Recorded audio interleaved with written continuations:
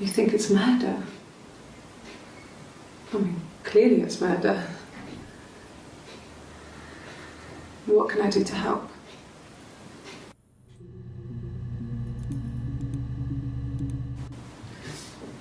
Yeah, that's me. But February, I mean, that was months ago. What's that got to do with Simon's murder?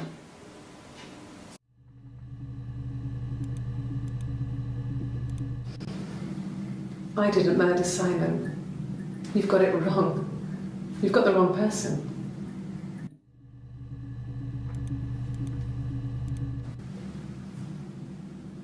I'd like to speak to a lawyer now. Please. You have no murder weapon. You have nothing. And all these stories we've been telling each other, just that. Stories.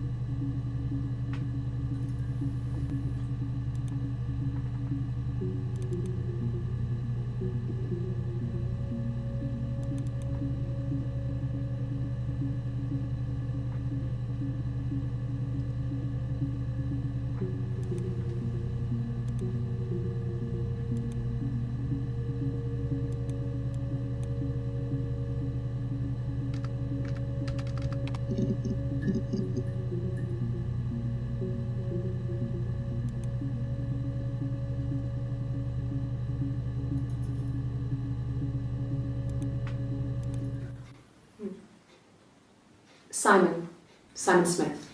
He works at Ernst Brothers Glass. They do windows, all kinds of glass. Simon does the more special work, mirror making, feature windows, artistic things, really beautiful things.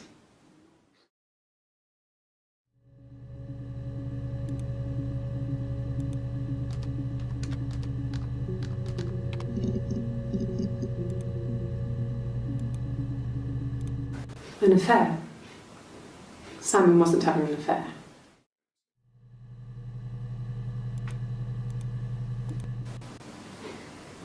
You're reaching here.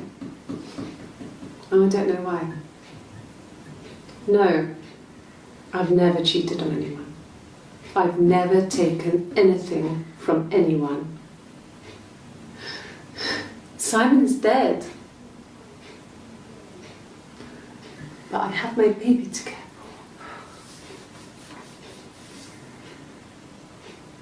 Why are you trying to make me sad? Why are you so obsessed with sex and affairs? You cheated on your wife. Is this your thing?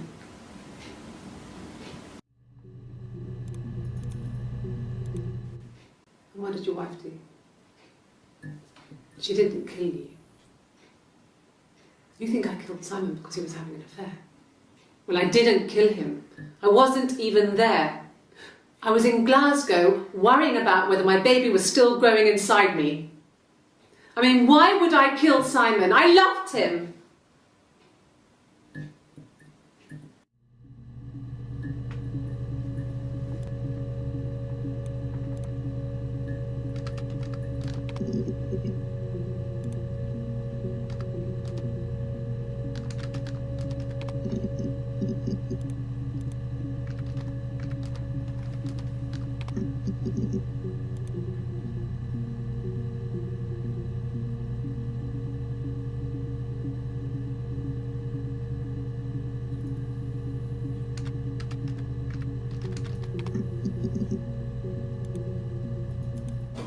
Well, I don't know. I probably had to pop out and get something, that's why I was speeding. And that wouldn't have been noted on my timesheet. But I really can't remember back to February.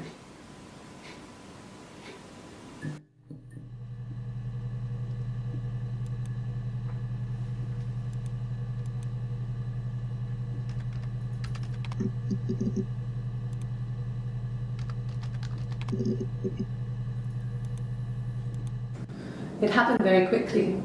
We hardly had to talk to each other. We agreed almost silently. The baby was what mattered. We'd help each other. We cleaned up. We bagged up the broken mirror, her clothes. They're gone. We took him down to the cellar. We had an alibi, and we wanted the body to be found later. We wanted to have suspicion on us so we could then disprove it rather than have it linger.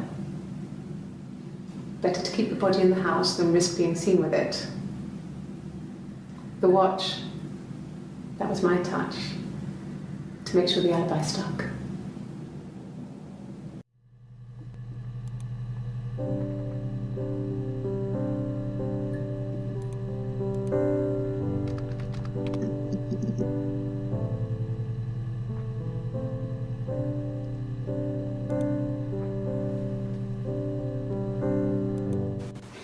The bruise.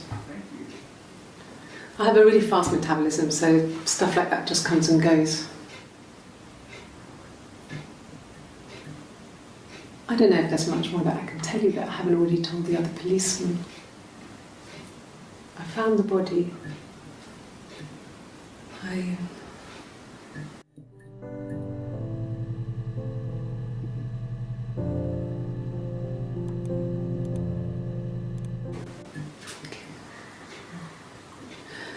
It was after dinner. I'd spoken to Sam's parents on the phone. I looked up for an early night and I suddenly had this thought. I think it was something his mum had said.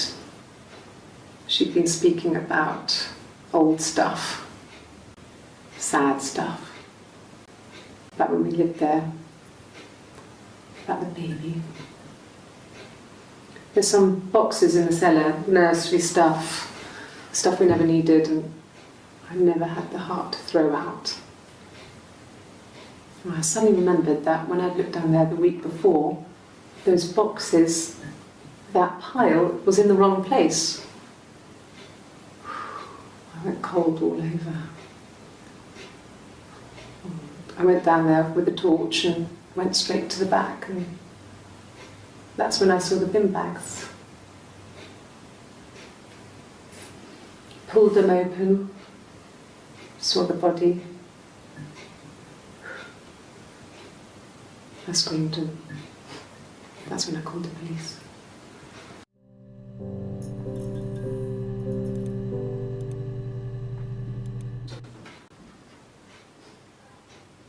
His body didn't look real. And his throat. It looked like his throat had been cut.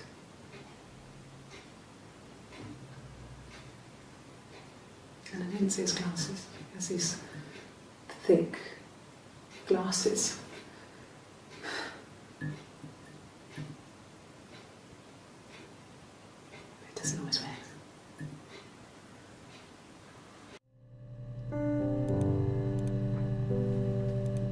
Really? Okay. Here's the rest. Oh, they laid a body on the doctor. Oh, the wind and the rain, till a fiddler with a fiddle came walking by. Oh, the dreadful wind and rain. And he made a fiddle bow of her long hair. Oh, the wind and the rain. Yes, he made a fiddle bow of her long blonde hair. Oh, the dreadful wind and rain. And he made fiddle pegs of her finger bows. Oh, the wind and the rain.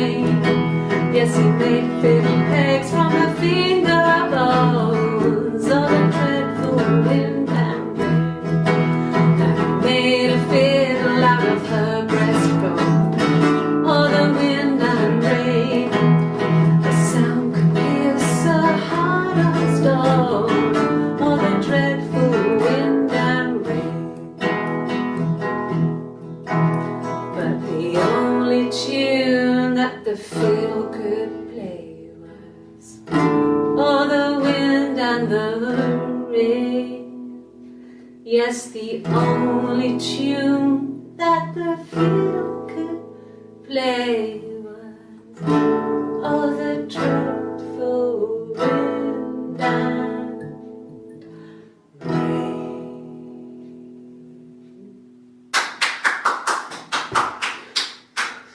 Anything you sing may be used as evidence against you.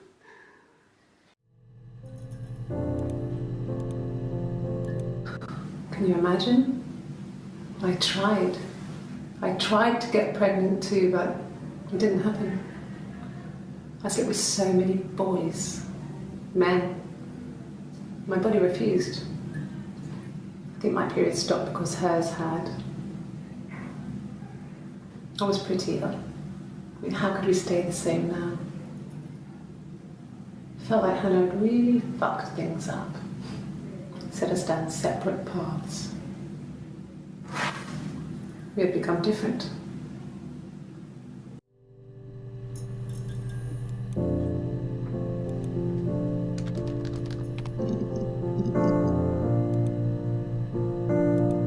My name is Hannah. H-A-N-N-A-H. It's a palindrome. It reads the same backwards as forwards. It doesn't work if you mirror it though, it's not quite symmetrical, but well, I mean, you get the idea. Sorry. Hannah Smith, I live at 31 Gladstone Street.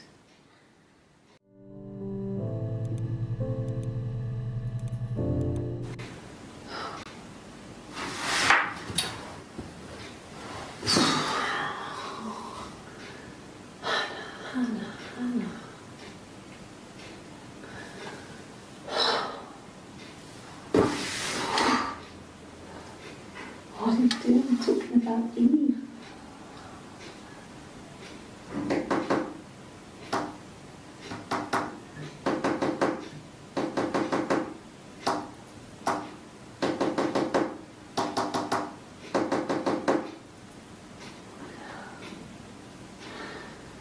Poor son.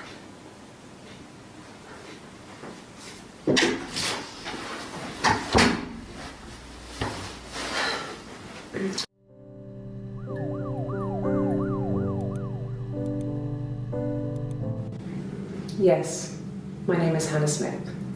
Oh, shit. Sorry.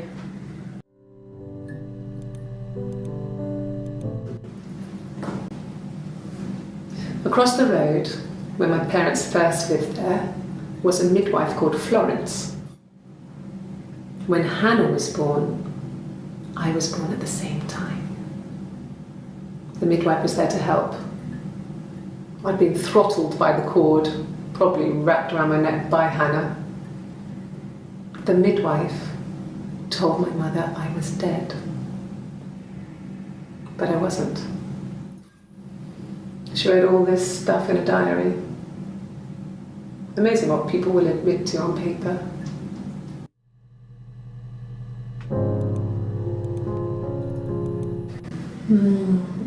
She recognized me from the window.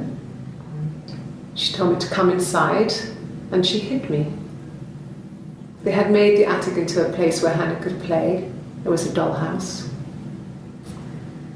She hid me up there. No one else ever went into the attic. It was her place.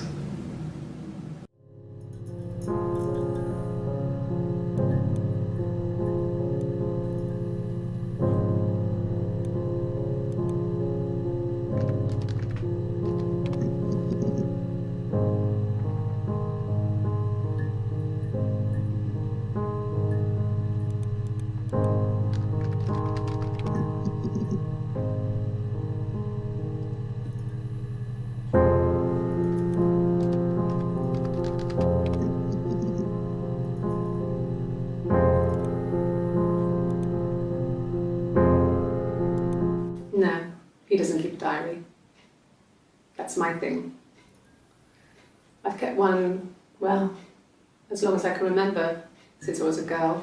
It helps make sense of my day. And when you're forced to put something into words, this gives you perspective. Everyone's on the same page.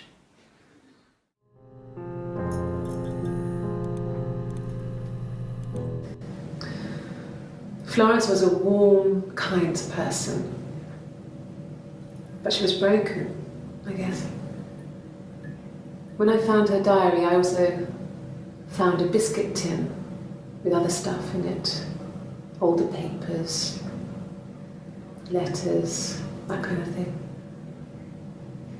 Her story wasn't there. I never really spoke to her about it. I was far too young to really understand, I guess. I just put it together later, once I was older. She had loved children, planned to have a large family, but her husband died in the war. And that was back when you married for life. She never felt like she could marry again. Isn't that strange? She was a widow from her 20s. But, I mean, I guess it was different then. You know, you married for life and she felt she could never marry again. I guess it was harder, a war widow. One of the dead. I don't know, maybe there was more to it than that. I don't really know.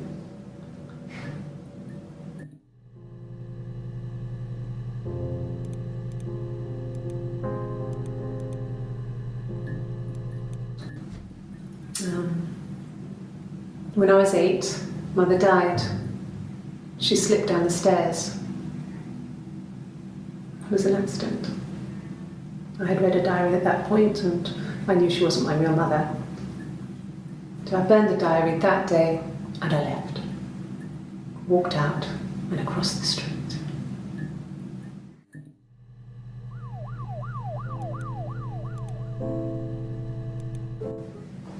It just became our way of life. We would swap places and take it in turns to do things. And we were very careful. Whoever had been out that day would come back and write a detailed diary so that we were on the same page. We had a list of rules that said what we could and couldn't do in any given situation. It was exhaustive. We lived a second life through those rules. Rules for things that could only ever happen inside our imaginations. We would consider all the permutations of future events and agree rules to walk our way through them.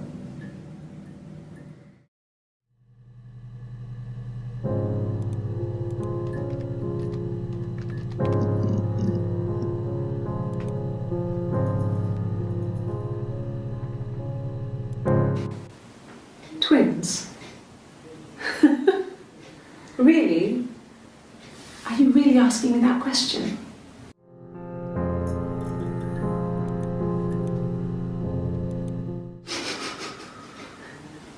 Are you out of your mind? Twins?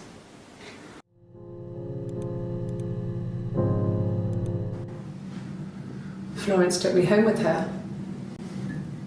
Mother hadn't been expecting twins and had a healthy baby. I guess she was just happy for Florence to clean up. Take away the evidence that this was anything but a happy occasion.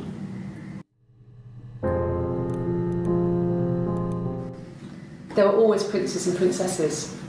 They were the special people, more important than the other characters in their stories. We knew we were like that. Twins. Magical. We were the princesses. We had a poster of Princess Diana from the newspaper up in our attic. Had a pride of place. And underneath we used to put all our special things. When her engagement was announced, we were obsessed with everything she did. And later, when her life went so bad, we felt for her. Her divorce last year just kind of drew a line under things.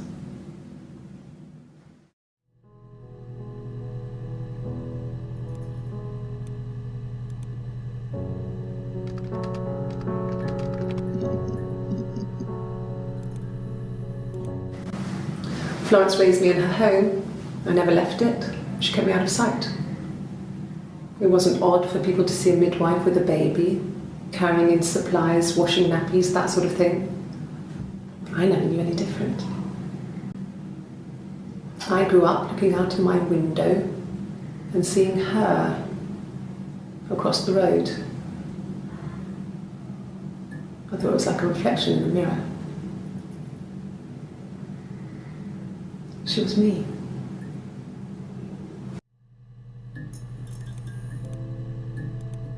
No, it was just me and her. Eve was the name they were going to call their first child.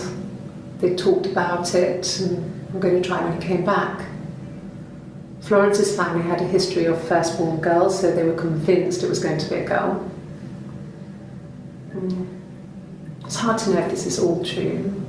These are stories I remember, that I read when I was a child. Maybe I misread, maybe I misunderstood.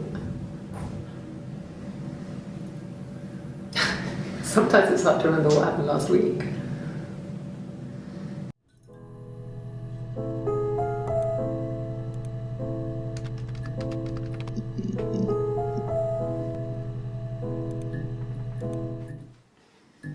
You want me to play something? I'm not the world's greatest guitar player. Okay. Probably needs tuning. No, it's okay. How about a traditional ballad? Should be right up your street.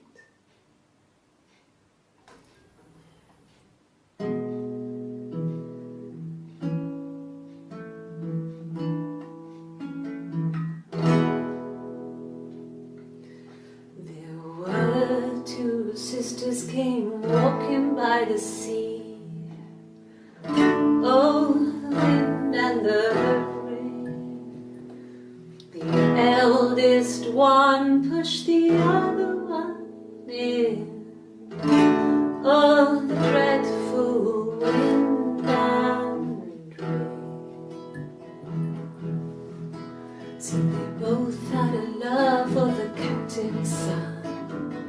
Oh, the wind and the rain, but he only cared for the youngest one. Oh, the dreadful wind and rain. Oh, the eldest envied her sister fair. Oh, the wind and the rain, with a pretty little face and her long blonde hair. Oh, the dreadful wind and rain. She pushed her in and held her down. Oh, the wind and the rain watched her as she slowly drowned. Oh, the dreadful wind and rain. Oh, she floated up and she floated down. Oh, the wind and the rain floated till a ship came by. Oh, the dreadful wind. Oh, the dreadful wind. I think that's a good place to stop.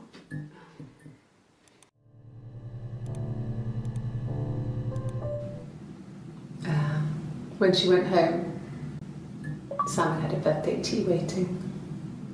Afterwards, she told Simon about me, told him I was pregnant. She wanted me to move in with them, this sister he didn't know she had. She knew that instant. The look on his face. She knew.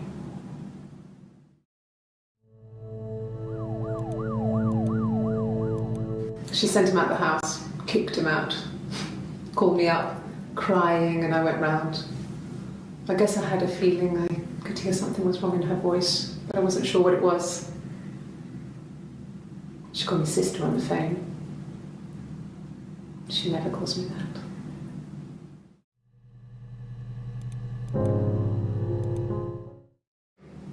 My sister is gone. And she's never coming back.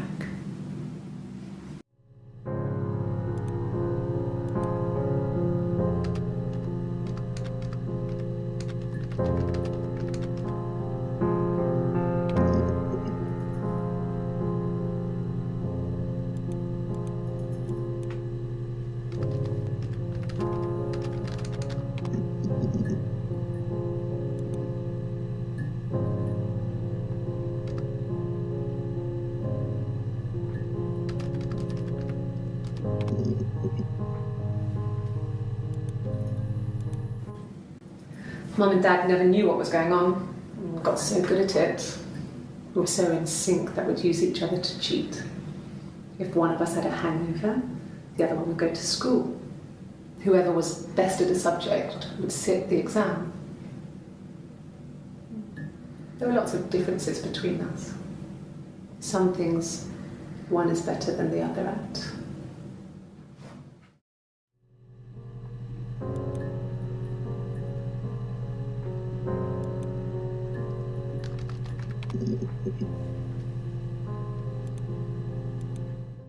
Yes, I read a lot as a child and watched lots of TV. Then the doll's house we had, we still have in the attic.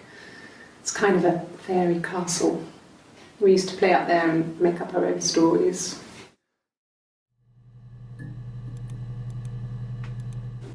Yeah, we were 17. It was a nice wedding, people said. Simon looked very handsome in the photos. His parents paid for everything, but he's an only child, so it was important to them. It was what they called a shotgun wedding, but if you looked at the photos, you couldn't tell. The dress was beautiful. It looked like Princess Diana's. The train wasn't quite as long, though. There's a great photo of the bridesmaid helping to carry it out of the car.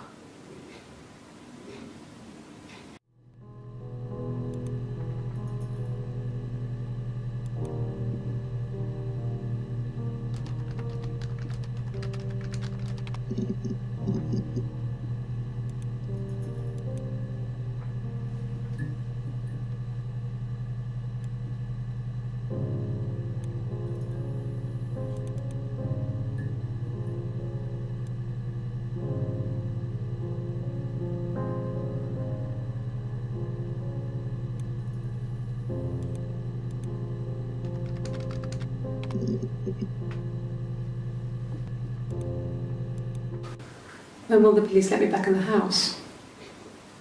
They let me take a bag of clothes with me, but...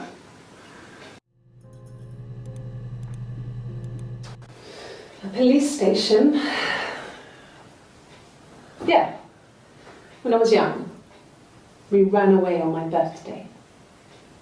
Bob Dylan was playing in London and we thought we could break into his tour bus and have him take us with him. The taxi driver we paid to drop us off. I mean, we'd saved money, pinched a bit here and there to pay for the fare. He was suspicious because we were so young, so he told the police. So they came and picked us up and took me back to Portsmouth. My mum picked me up from the station. But I blamed everything on my friend Eve, so my parents let me off.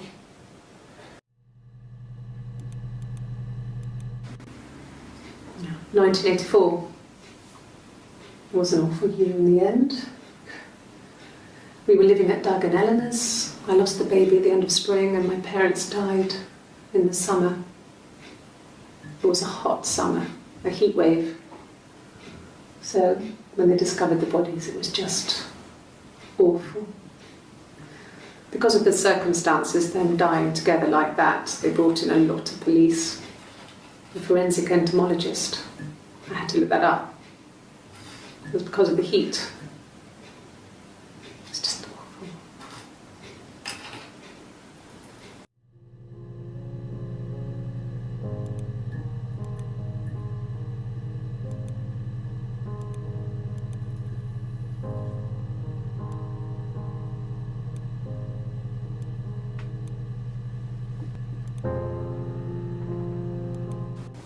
They said it was food poisoning. There was something in the food they ate. My dad liked to pick mushrooms, grow them too. They said it was the mushrooms. It was hard to believe. Death caps. They have a skirt around the cap. My dad taught me that. But, I mean, the police had no reason to think it was suspicious. They lived alone. And no one had any reason to hurt them.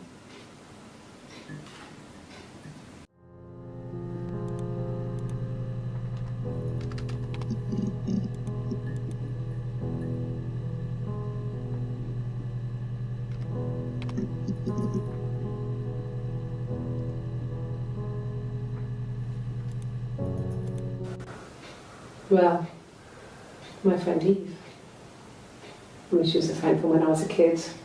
And she was always more popular with the boys, and I used to hate her for it. I mean, really hate her sometimes.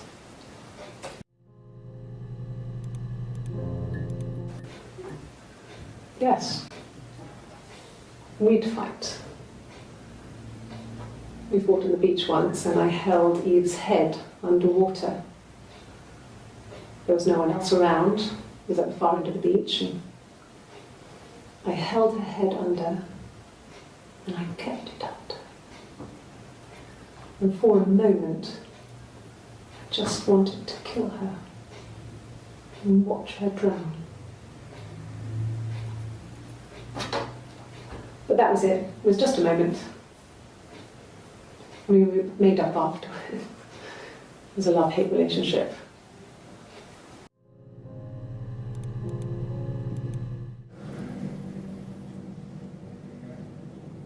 My mother called me Eve.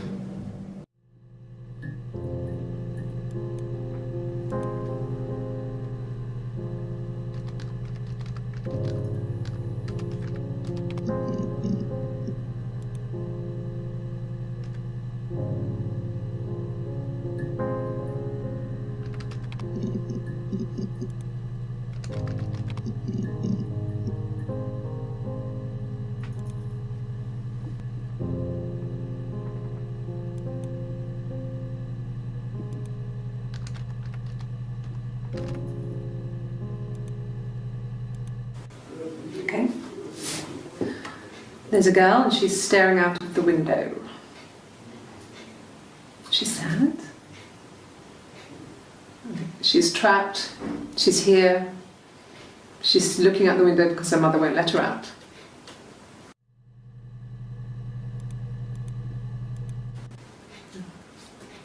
It's Rapunzel. The story starts when she's born. Mother Gothel, a witch, takes Rapunzel from her parents and keeps her locked up in this tower. Rapunzel gets pregnant by the prince, and Mother Gothel is furious, so she cuts off her hair and throws it. Actually, her hair's already short here, so that's already happened. So she throws her into the wilderness, and Rapunzel is reunited with the prince, who's blind, but she kills him with her tears, and so it's a happy ending. Is that too much?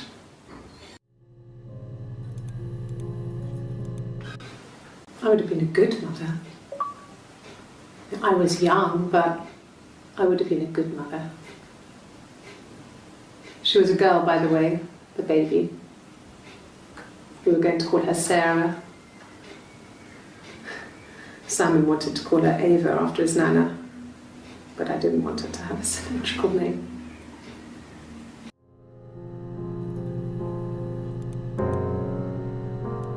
Well, she wasn't my real mother, but she raised me.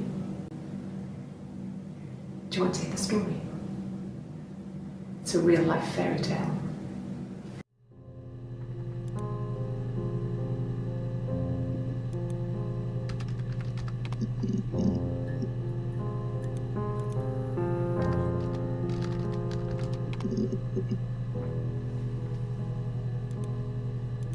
Yeah. I've been round to Doug and Eleanor's and they're very worried. I feel sorry for them.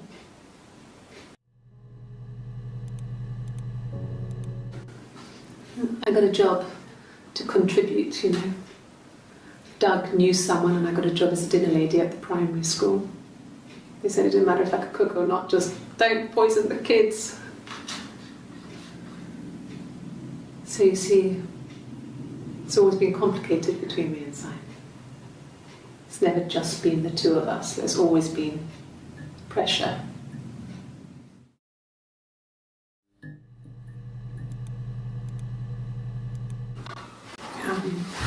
I hoover my dust every week, maybe less. I once asked Eleanor how often I should dust, and she said, if people ask, tell them you do it once a week, but every few weeks is okay. I think she was just trying to make me feel better. I mean, when I was there, she was hoovering every day. You know, ran an ordered house. You know how that generation is, putting on a brave front. She has secret stashes of cigarettes. Doug doesn't even know she smokes. When I was there, I saw her. She has these sort of porcelain vases, ornamental, next to the Reader's Digest books. Cigarettes inside. And she still has them. I mean, last time I was there, I looked in a vase. There was a fresh pack. I mean, all those years of marriage, and she still has a secret like that.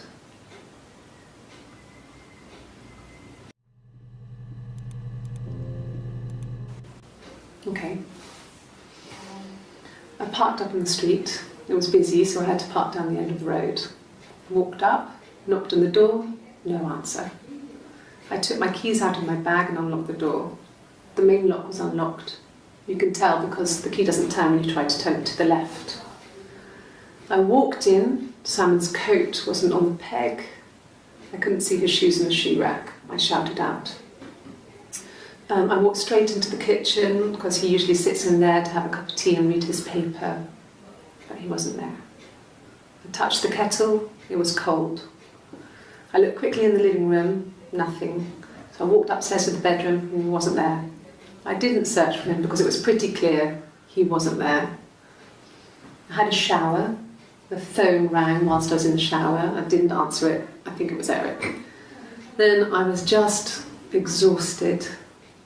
So I lay down on the bed and I fell asleep, though I didn't mean to. I woke up a couple of hours later and I was surprised to see no one in the bed next to me. And then I remembered where I was and what had happened. That's when Eric called again. This time I spoke to him. Then I called Doug and Eleanor. And then I decided to come and see you. That enough?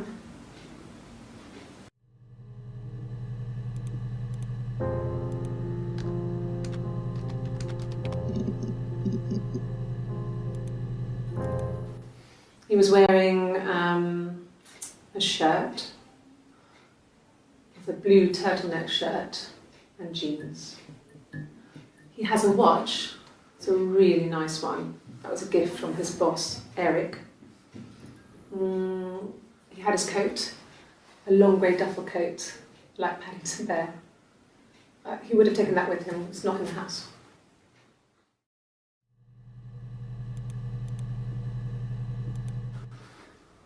So, it was Friday evening. We had an argument. He left. On Saturday, he didn't come back. I waited all day. He was supposed to go help Eric out with something on the Saturday afternoon. They had a job. He didn't show. So Eric was ringing on the phone.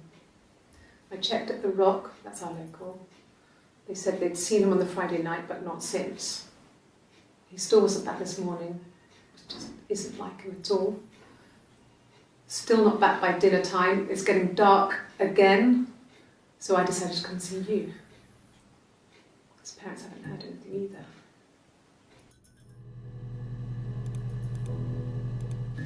Yes, there's a car that we share, a Cavalier, and a van he uses for work. It's owned by Eric, but we look after it.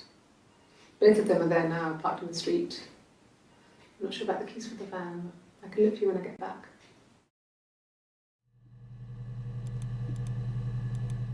Yes, that would be in his wallet. It's a Visa, a silver one. He doesn't like to spend money he doesn't have, so he usually pays with cash, but Eric convinced him to get one.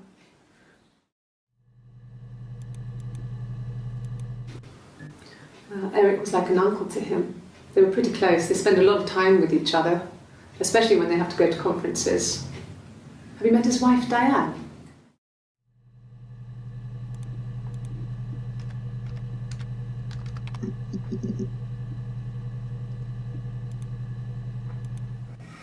Simon and Eric arguing? No, I can't imagine they'd be arguing. And they get on so well. Unless it was something to do with work. Maybe Simon was being too much of a perfectionist. But I don't know. You should ask Diane.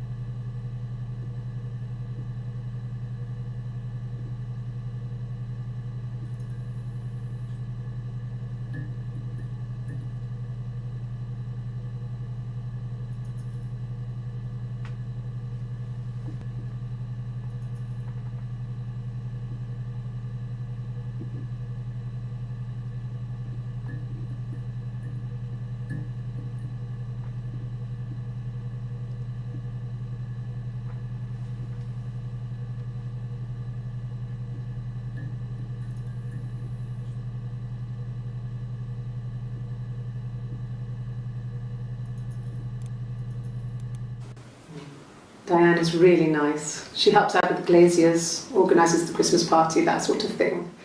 They have 2 kids, really sweet kids. She used to look out for me when I worked there.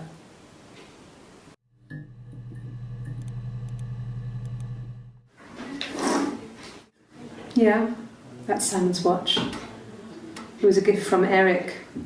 He got it this year. It was a wedding anniversary gift. Steel. It would have been Diane who chose it. She has really nice taste. That time, you must eliminate me. I was in Glasgow then.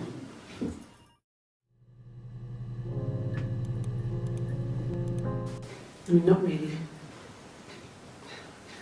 He would go to the pub.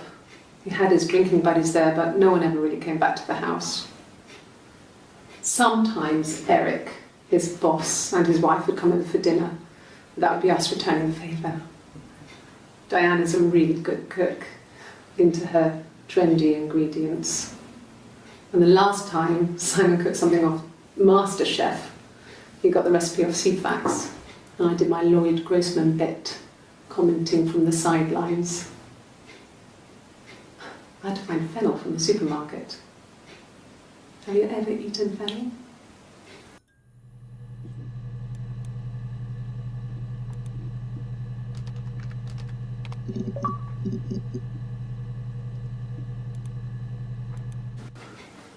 I guess you could call it that, but we were both happy to get married. It was a beautiful wedding. We had our first dance to Come Back and Stay. I'm not sure if that's a good wedding song, but I loved it. I chose it. I mean, it was genuinely our first dance. We'd never danced together before. It was probably awful to watch, but I enjoyed it. It felt like it was just me and Simon for that moment. Just the 2 of us.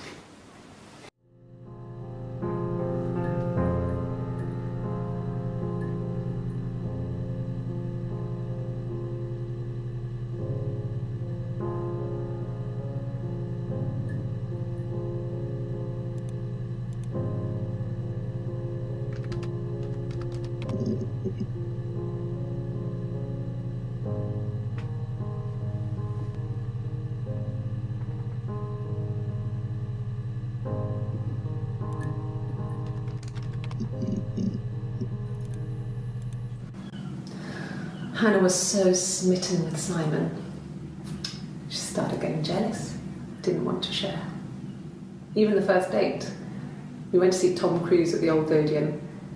We both went, kept changing places in the toilet. We only had one best dress, so we had to keep swapping clothes. Must have thought we had terrible bladder problems. The next date, it was my turn. At the end, I let him kiss me, but that was it. We didn't want another Carl on our hands, and the Ouija board had said to hold back. After that, it was Hannah's turn, and she slept with him. Broke the rules. Deliberately broke the rules. She wanted to be the first to sleep with him. I mean, that's when she got pregnant. From that one time.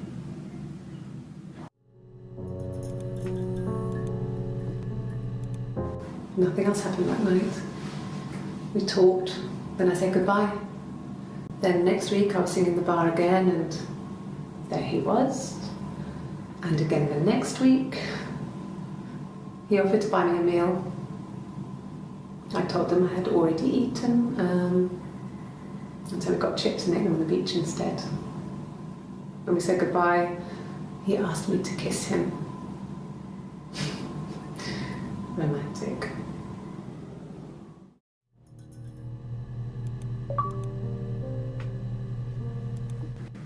Yes.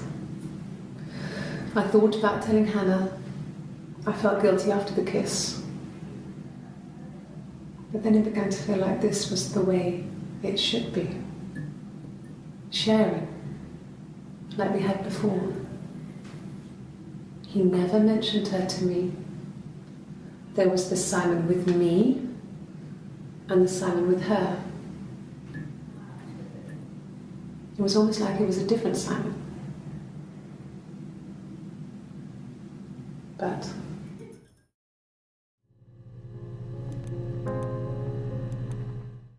after the kiss, the next time, he took me back to the house, to our parents' house, to their house. So, it was definitely him. I sometimes think he wanted to get caught to prove to himself that we were different people. He told me about his marriage, told me how his wife was completely different to me. I almost burst out laughing.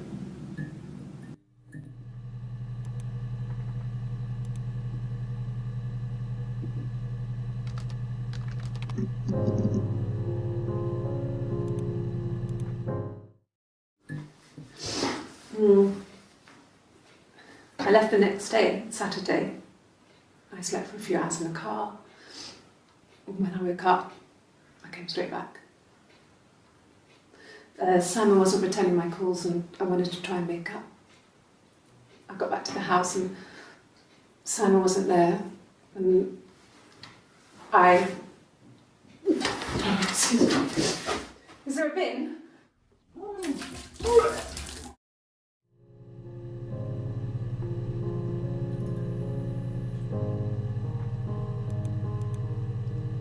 Yeah, I pulled over and slept in the car. This was just by the side of the road. I was exhausted.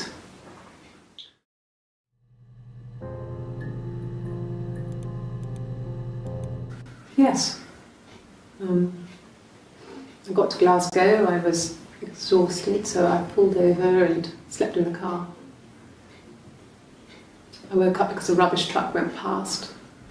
I got some petrol, bought a coffee and a pastry, tried calling someone from the payphone, and then headed back.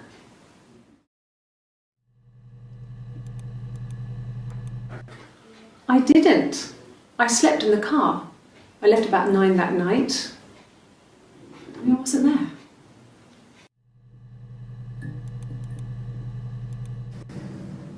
If one of us got hurt, the other one would have to be hurt too. A grazed knee, a bruise. When I lost my tooth first, we had to pull out Hannah's to match. Once, I slept with a boy who was seeing another girl. The girlfriend came up to Hannah the next day and punched her in the face, gave her a huge black eye. That night, she had to do the same to me. But she almost went too far. I couldn't see out of that eye for days. But she snuck a frozen pizza up for me from the kitchen. So much of our bodies was synchronised anyway. We started our period on the same day, all our childhood diseases, stomach bugs, nits.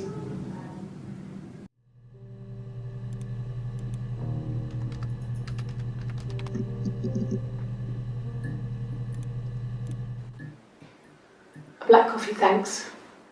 No sugar. I'm sweet enough as it is.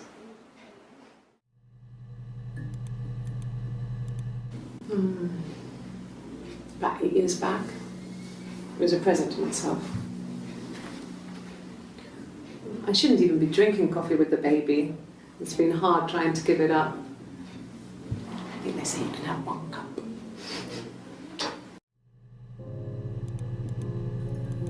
No, I've had enough coffee for today, thanks. Glass of water.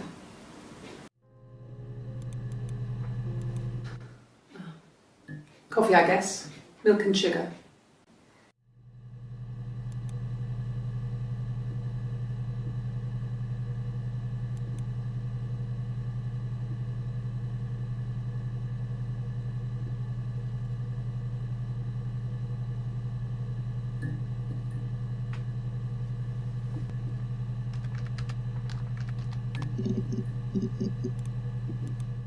It was supposed to be a secret.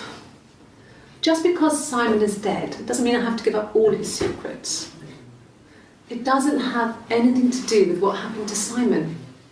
No one murdered my husband because he cheated his expenses for a romantic weekend in Oxford.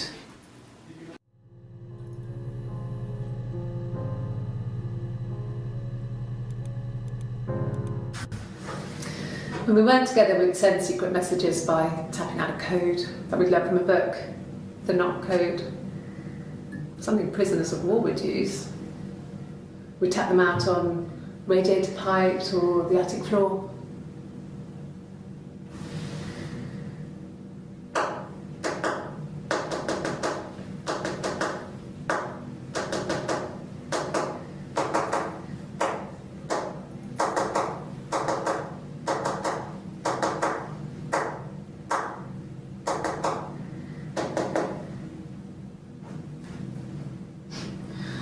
Dad thought we had mice, but they couldn't find any.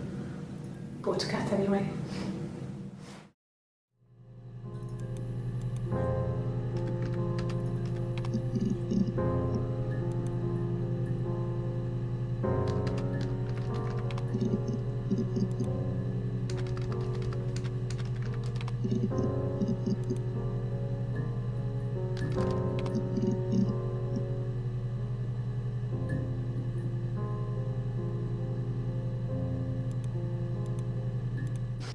We spent the wedding night in a hotel in Brighton.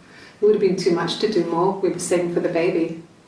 It was wonderful to be in a hotel, away from home, just alone together. Since then, we've always tried to get away for our holiday.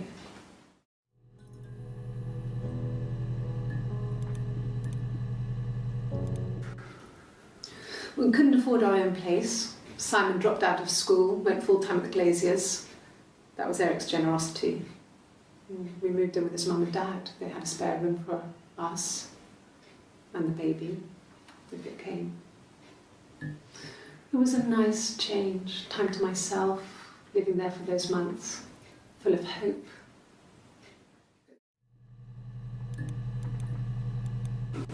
No, I lost the baby. I had a miscarriage at 8 months. We carried on living at Simon's parents until, well, it was only a few months after. Yes. It was a shock to him, and we never thought it was possible. I don't know what I hadn't decided whether to keep the baby. I wasn't really ready to talk to him about it.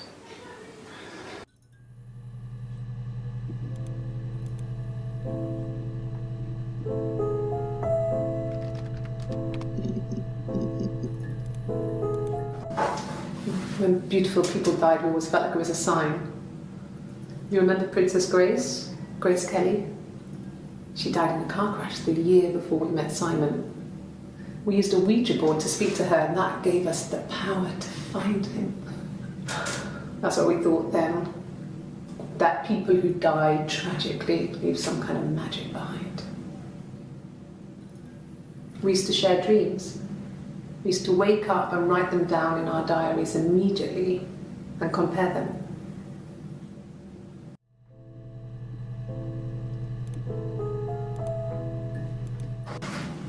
It lasted about 6 months. I tried to carry on, but everything was different. Hannah insisted I not pretend to be her around Simon, let alone sleep with him. We didn't share him like the others. The rules had changed. Me living in the attic had become weird in a way it hadn't been before.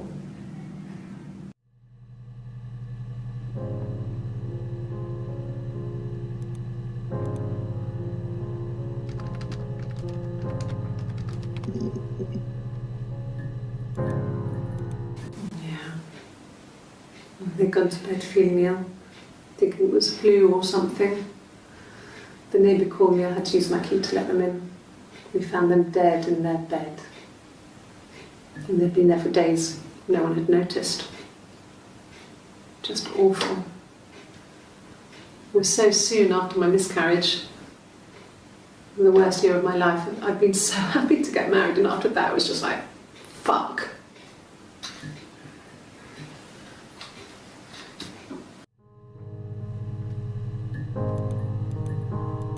Yes. I speak with Eleanor at least once a day. Not that there's anything much to say. It's more just...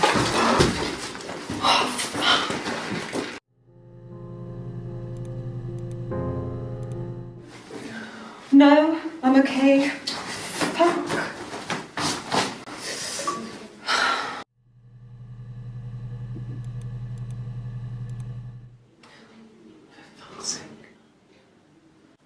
Can I leave? Are you going to arrest me? No. They'd laugh you out of the building. A lawyer would make mincemeat of you.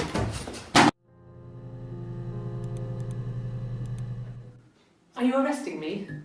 No. Fuck off. Open this door.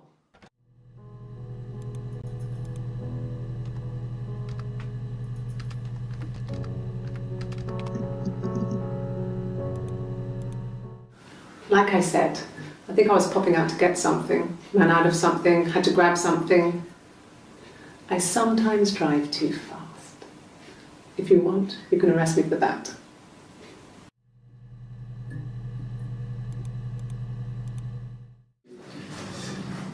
This is a nice room. This is where you take people when it's time to arrest them. Yes. No lawyer. What are you going to arrest me for?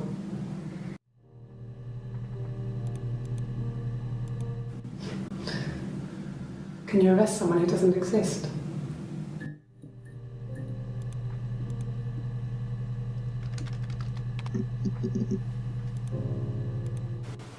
Oh, my tattoo. I got it to express my individuality. It's an apple and a snake.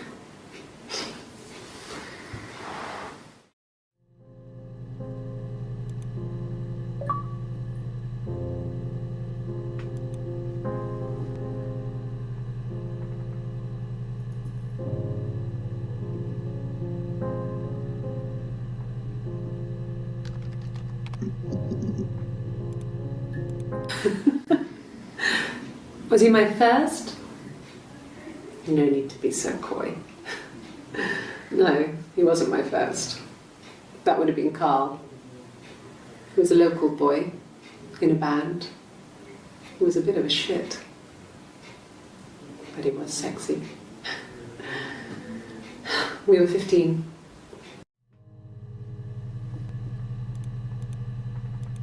No, I was 15. Carl was older. 17, I think. I was really into him, regardless of how he actually behaved. Lots of drunken teenage sex. We did it in a church once. It was stupid. So he got tired of us and we split up after about 6 months. It was sad, but those early experiences, they help you realise who's really important to you, you know? Family.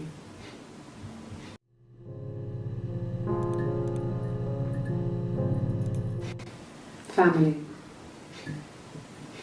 So, Carl fucked off, and then there were other boys here and there, and then Simon.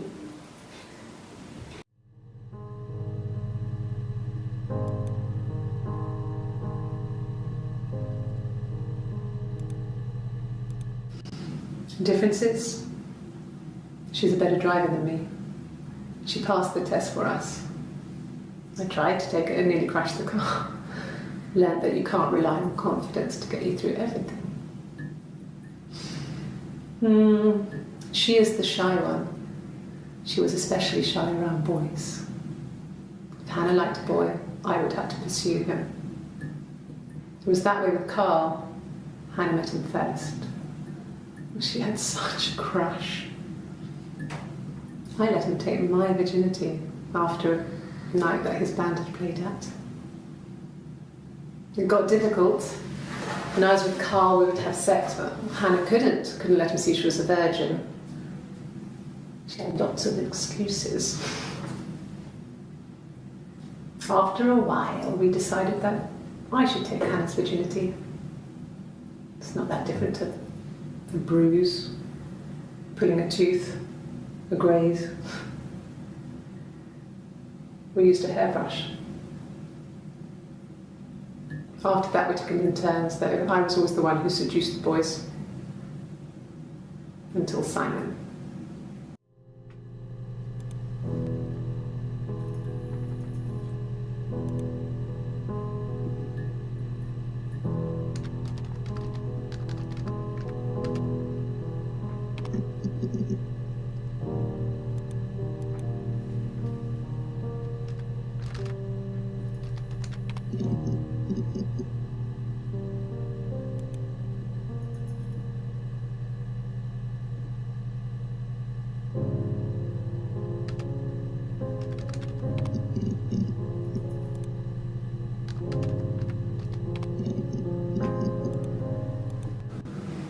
Fairy tales. Stories about lost princesses, evil witches, magical mirrors and lost children. So you see, even before I knew the truth, I'd found it in those stories.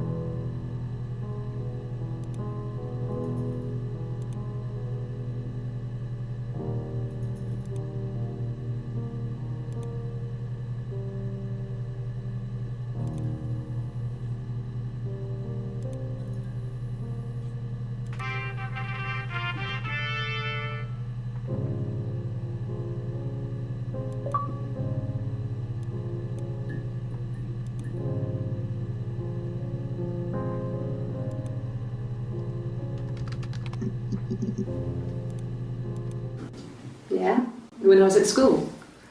I worked part-time in the front shop. It was sort of an extended family thing. My dad used to work there, my mum worked there before I was born. I took care of paperwork, filing, typing out invoices, that kind of thing. It was a good job for a girl back then. I didn't work a till or anything though. I was quite shy, so I wouldn't have liked to have worked a till.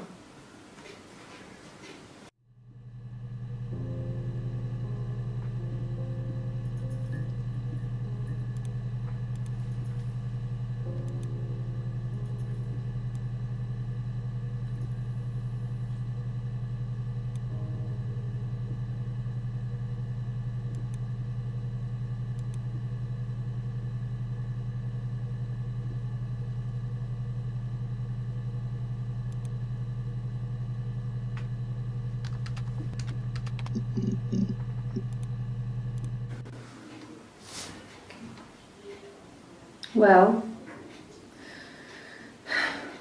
she has a knife. She's been cooking, I guess. She's been cooking him his favourite meal. She's his wife. And he's asleep and she doesn't want to wake him because he's ill. That's why she's sad. Because he's ill and he might die. It's kind of a sad story, so I'm not sure how it ends.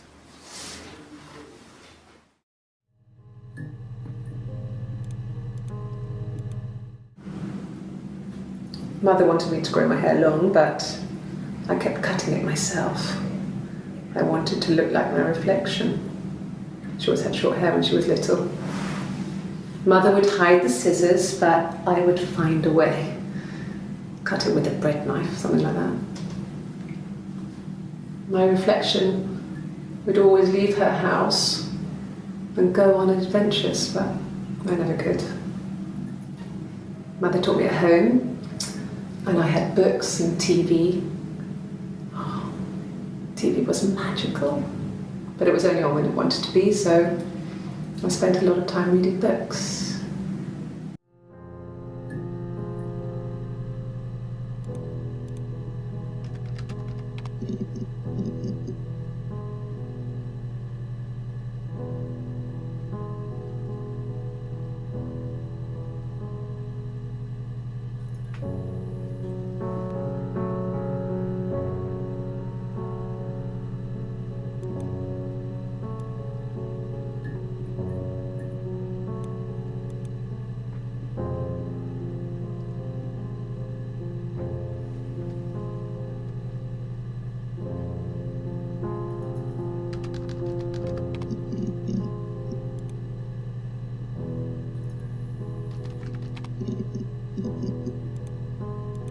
No, no one has been in the last few weeks. We had a plumber come in 3-4 weeks ago. Someone summoned you from the rock.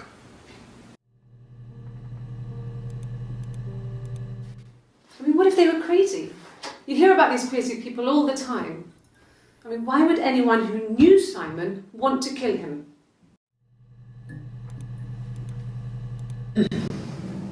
Yes.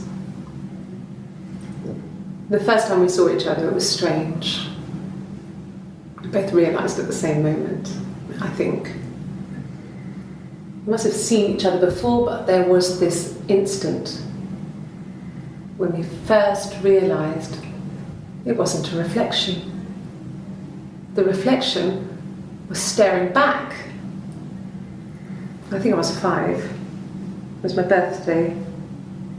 My reflection was wearing a party hat and waving. I knew what party hats were from books. And it suddenly occurred to me, today must be my birthday. I waved back and we just spent ages waving at each other and copying each other's movements.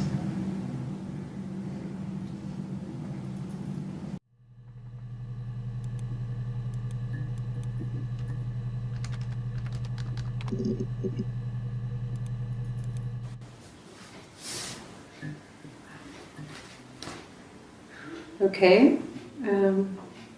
She's being chased. They're trying to catch her because she did something bad. I guess she broke the rules. Or maybe they think she did something bad. Maybe it wasn't her fault. She looks scared, not guilty. Maybe it was mistaken identity. Did they catch her there? I don't know.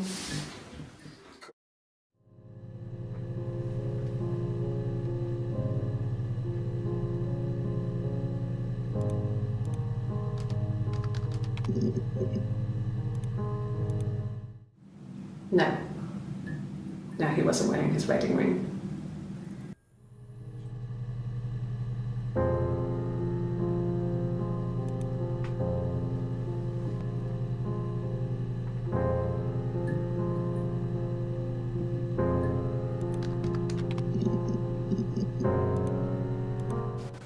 Really? You're going to ask me about my sex life?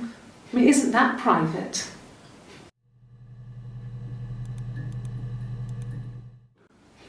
Are you married? How is your sex life? So, our sex life is probably fairly average for a couple after 10 years of marriage.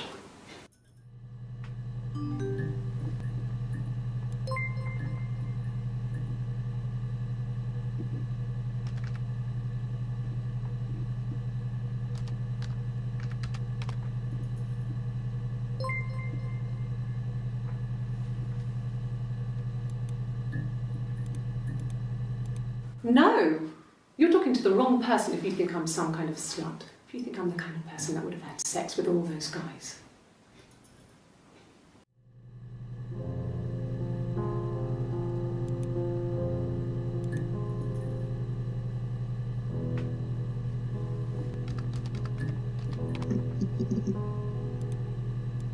A cup of tea would be good, thanks. Just 1 sugar.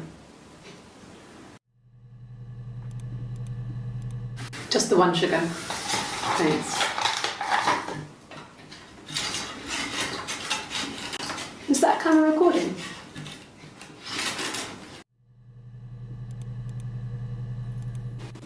Black, no sugar. Thanks.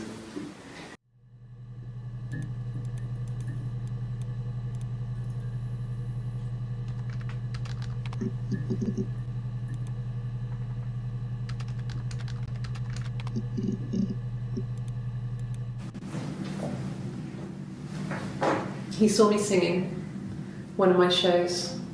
Pure chance. Not sure I remember what he was even doing there. Afterwards, I had a drink at the bar and he came over and we got talking. I knew who he was. Obviously I knew who he was. But he didn't know who I was. He was fascinated by the likeness. He guessed my name from my tattoo. Told me it was a palindrome, like that would impress me. I enjoyed talking to him. It was amazing to be able to sit and interact and talk to him after all this time. He didn't tell me he was married. I'm not sure what he was thinking. He later told me it was like he was dreaming. A waking dream.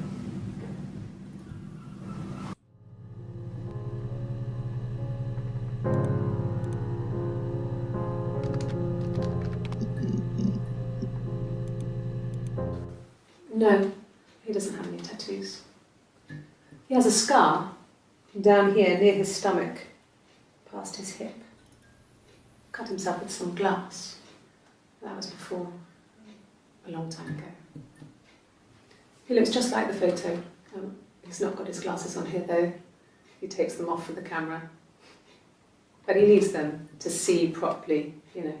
He has to read a newspaper or a menu in a restaurant. Not book so much, or watching TV. He likes TV.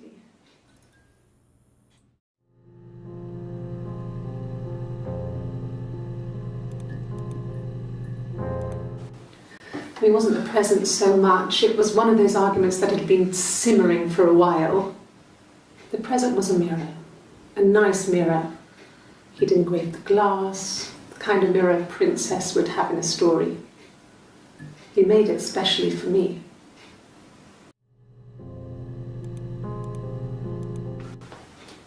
Look, on his clothes, that would make sense. He made it by hand. I mean, he brushes the silver onto the glass. That's not how they make mirrors these days. I mean, he made the mirror and he gave it to me.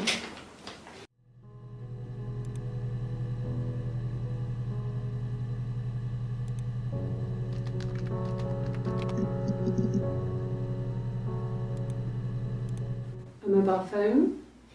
Yeah. Well, they have one for the Glaziers, but it's only for work. I can't remember the number. Oh, it's in the kitchen. I saw it plugged into its charging cradle.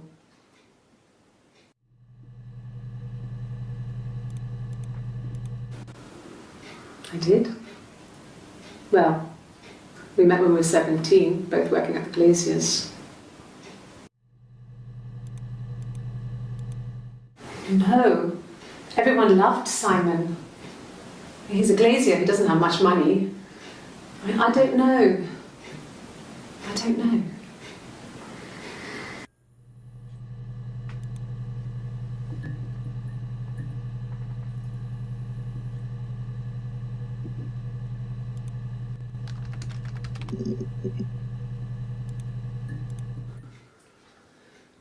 Simon is 6 foot, darkish blonde hair, average build.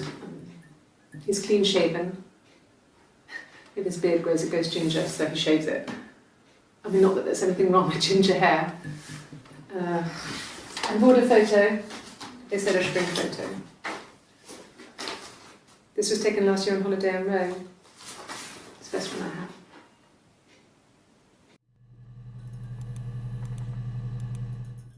No. I think he spoke to Helen. She said he was upset about her argument, but I'm not sure what else he said. He likes Helen. He likes blondes.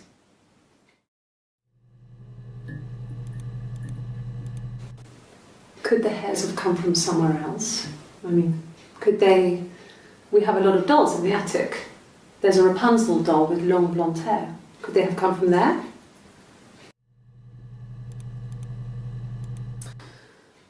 This other person doesn't exist. I don't know what the blonde wig is, but it could be anything. Have you looked at the cat flap?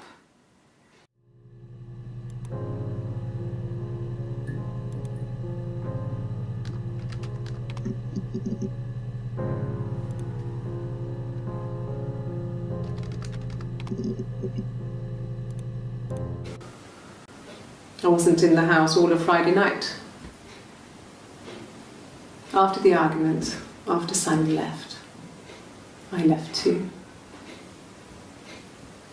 I was upset and I wanted to get away, so I took the car.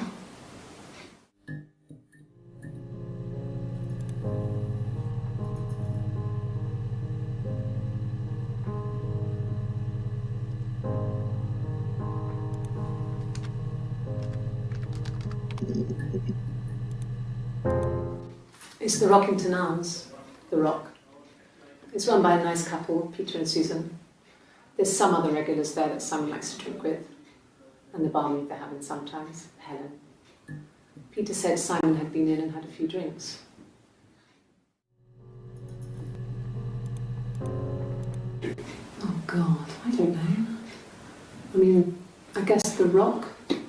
You've spoken to everyone there. Someone must have seen where he went. I don't know. So many things could have gone wrong.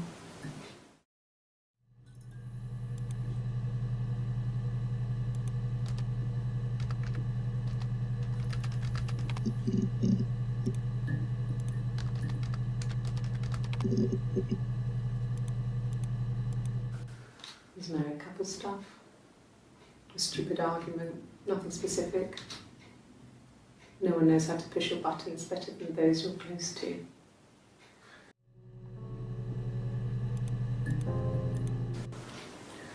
thought it made me sound suspicious. It's not a normal thing to do, to drive to the other end of the country. I wanted to keep it simple. I know it was stupid not to tell you everything. Saying I spent the night in Glasgow when my husband went missing, I thought it would, distract you from what was important. It's different now. Now he's...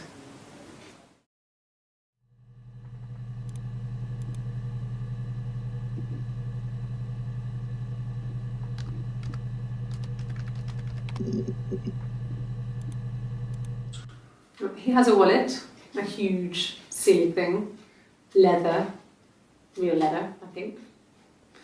He packs it full of stuff, business cards, receipts, lottery tickets. He always carries it in his back pocket. I think that's why he's got a bad back. Offsets the discs. I haven't seen it, so he must have it on him. He always takes it out of his back pocket before, when he comes in, if he's in the house.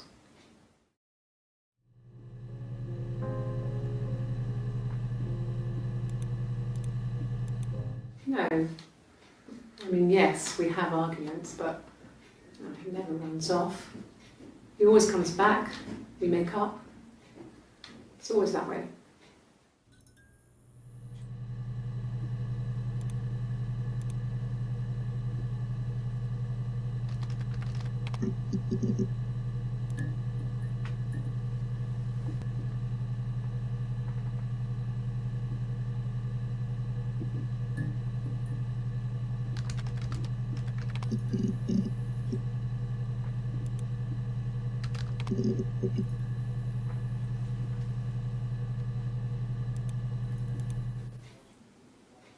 A long time. We got married when I was 17.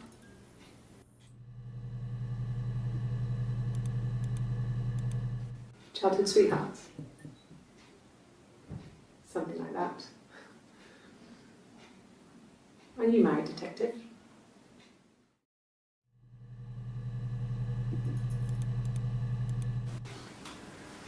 When you've been married for 10 years, stuff accumulates.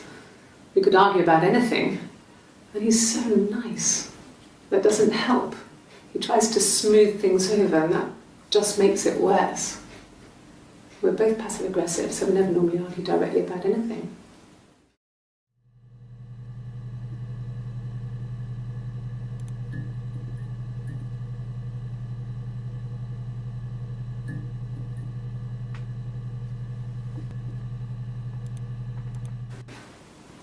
I got pregnant. Both our parents had a big powwow. We weren't even in the room. And they decided we should get married.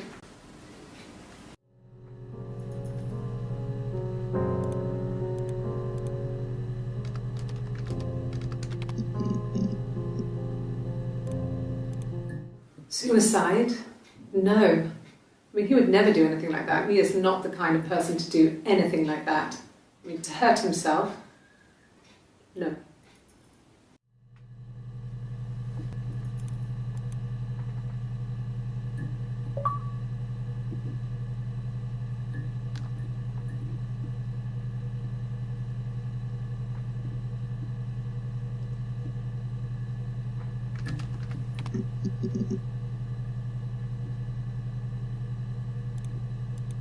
Bruce? Oh, yeah, no, it's nothing. I was going through the top cupboard in my kitchen and the chair slipped and I kind of hit the door with my face. I mean, it hurt like hell. I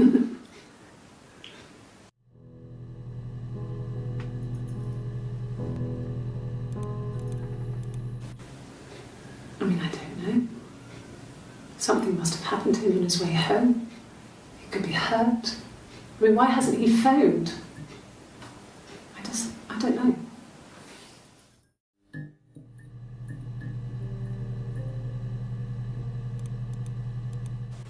Hurt someone? Yes. But everyone thinks that from time to time, right? You just want to lash out.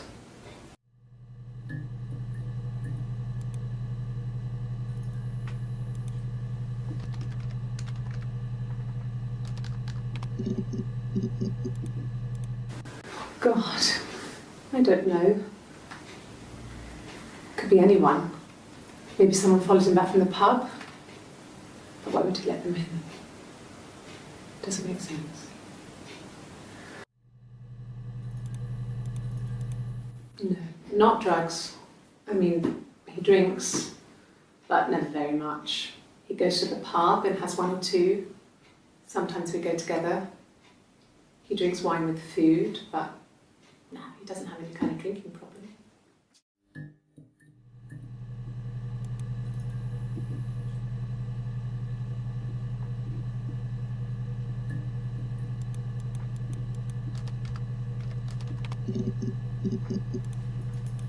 Yes. He left after the argument. It was about 8 o'clock.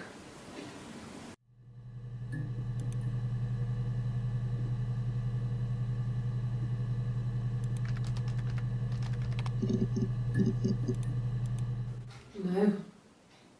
I'm not sure what strange would be, but he hasn't been acting odd. He's been busy at work, but nothing too stressful.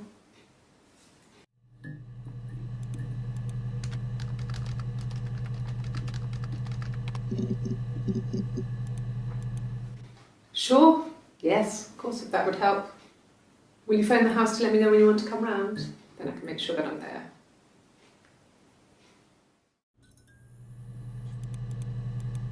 And the Glaziers. I worked there some weekends and Simon had a part-time job there too. That was Eric's generosity. He was always good at helping out other people's children. Simon was quiet, more thoughtful than the other boys. Even then, he had a sense of craftsmanship. Wasn't always rushing stuff. Boys that age are just running around like headless chickens most of the time. You know? Plus, he had that look. He looked like a fairy tale prince from one of my books.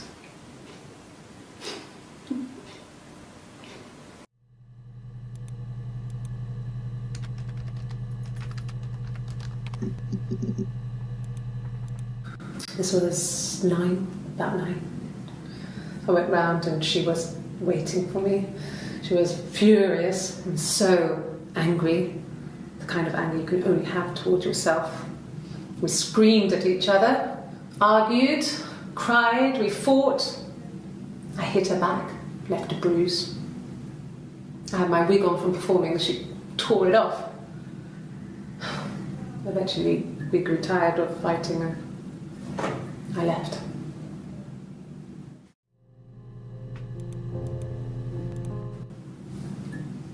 Her story is that she'd waited for him to come back.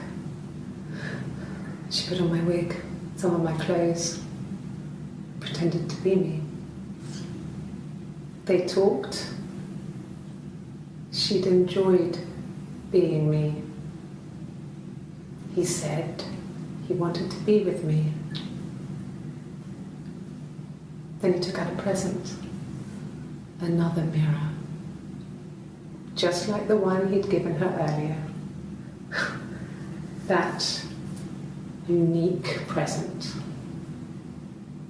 She went crazy, smashed the mirror. They argued, screamed. He hit her. So she grabbed a piece of the mirror and just swung it round.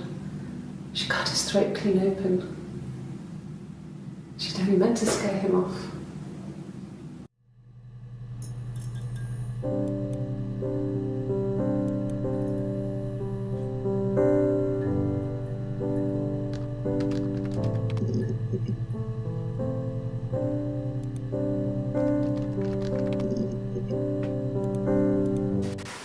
Silverleaf? No. He normally silvers them properly. This mirror, it's supposed to look antique. The reflection isn't as good. It's the perfect mirror for someone who doesn't like to look at their own reflection.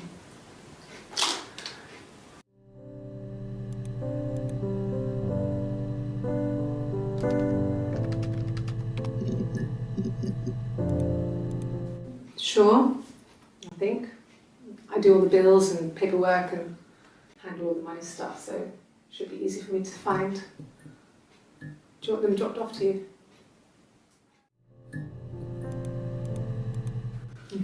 Thanks. Please find Simon. I love him so much.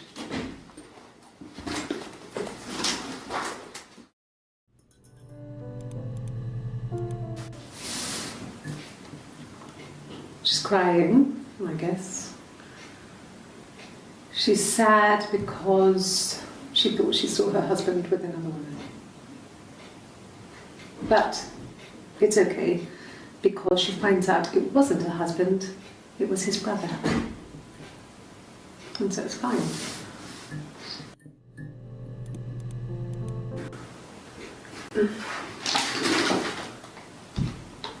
Yes, this is it. He made it himself. It was a special one-off. He made it and decorated it. That's his thing. Where did you find it?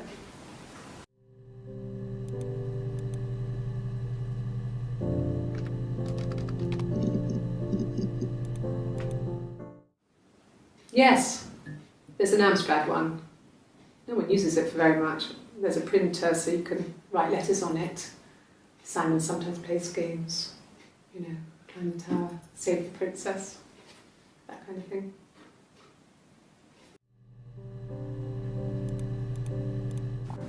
Mum and Dad had never had any reason to notice. They were always busy. If Hannah was eating a lot, they didn't mind. She didn't put on any weight. That girl has a healthy appetite. If they heard us talking in the attic, they just thought it was Hannah playing one of her games, and that Eve was our imaginary friend. Once, she was already up and dressed and ready to go to school, and I snuck down for a piss. Mum saw me in my underwear, she went mad. Get dressed this instant! So I ducked into our bedroom, and seconds later, out came Hannah, dressed and ready. My mum was amazed.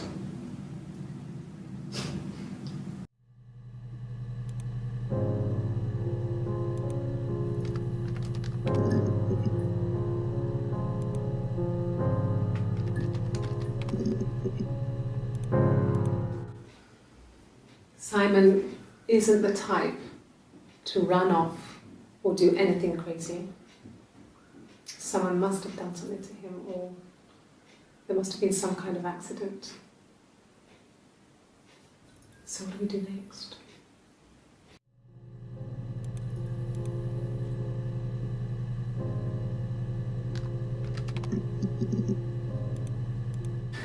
Could I have a cup of tea?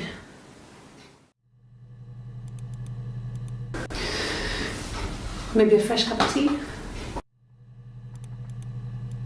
Oh, okay. I parked up on the street. It was busy, so I parked down the end of the road. I walked up to the house, I knocked on the door, no answer. I took my keys out of my bag, unlocked the door. The main lock was unlocked. I could tell because the key wouldn't turn when I tried to turn it to the left. I walked in. Simon's coat wasn't on the peg. I couldn't see his shoes on the shoe rack. I shouted out for him. I walked straight into the kitchen. He usually sits in there to have a cup of tea and read his paper. He wasn't there. I touched the kettle. It was cold. I looked quickly into the living room. Nothing. I walked upstairs to the bedroom. He wasn't there. I didn't search for him because it was pretty clear he wasn't there. Then I had a shower. Whilst I was in the shower, the phone rang. I think it was Eric, his boss. I didn't answer it. Then I came out and I was just exhausted. So I lay down on the bed and I fell asleep, but I didn't mean to. I woke up a couple of hours later and I was surprised to see no one in the bed next to me. And then I remembered where I was and what had happened. That's when Eric called again. I spoke to him. Then I called Simon's parents. And then I decided to come and see you. That enough?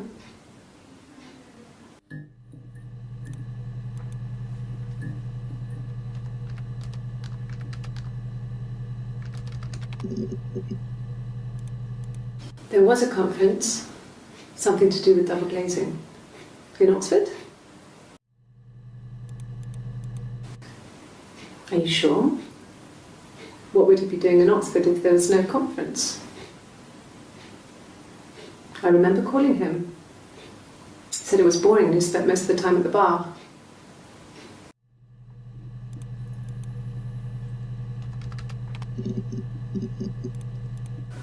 Okay, I'll try my best to remember.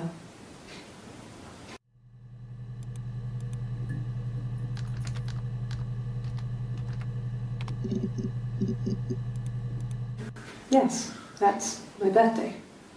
Not one of the big ones, but I guess you can see that. It was my birthday, like you said. We were going to have a meal at home. We had our meal. He gave me his present. I guess I didn't like the present. No. Well, yes. He found out on my birthday. I told him I was pregnant. From when I woke up. Okay. I woke up. Simon was already up and he made me birthday breakfast of Eggs Benedict. We both had to go to work, so we saved presents till later. I got to work, had some birthday cake, children sang me happy birthday. Then I came home. The birthday meal was a takeaway, and Simon gave me his present, which I didn't mind. And after that, we talked about the baby. It turned into a big argument. Simon left. I was furious. I wanted to get as far away as I could and get some space to think. So I left.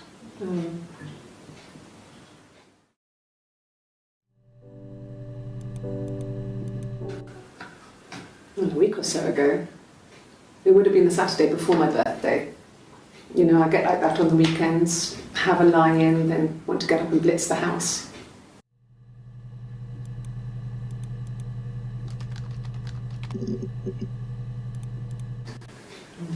Yeah, I guess. I mean, I'm quite a private person and I didn't want to get into the detail of the argument.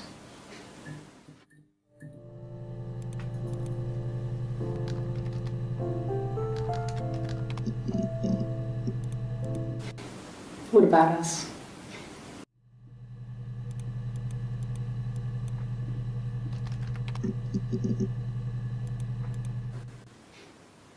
No. The whole thing was wrong. The bags, I think they were from our kitchen, you can probably check that. We never go into the cellar. It's just a place we put things we don't need. Dad used to grow mushrooms there. The bags were taped up. I think it was parcel tape, but I think it was ours.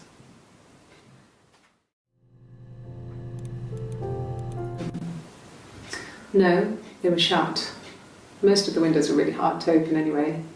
They're stifling in summer. They were painted over by my dad.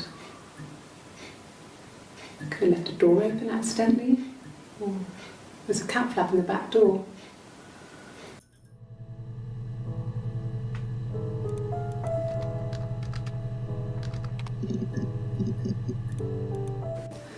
No, he was as shy as me.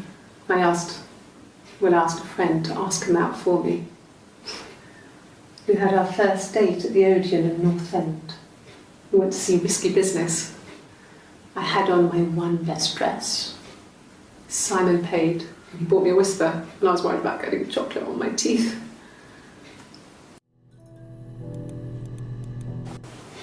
Simon's parents offered to put me up, but I didn't think it would be a good idea. It would be too sad.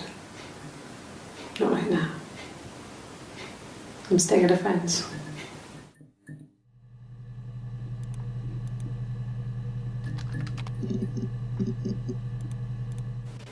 Then my parents died. It was the worst year of my life. A miscarriage and then my parents.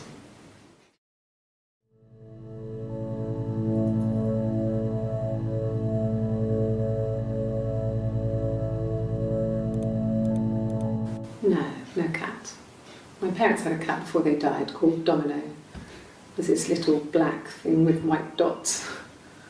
And we never did anything about the cat for that, but if you were thin, you could maybe squeeze through it.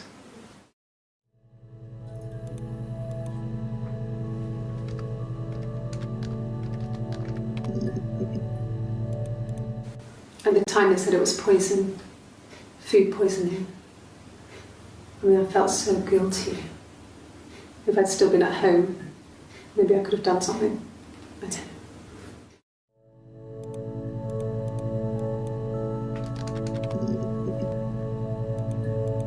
Yes, I inherited it from my parents, so it made sense to move back, me and Simon. Felt like going back to old ways before the pregnancy. Reminded me of being a girl, a dollhouse in the attic, old things. We didn't sleep in my parents' bedroom for a long time. We decorated it as soon as we moved in, but it was another year before we started sleeping there.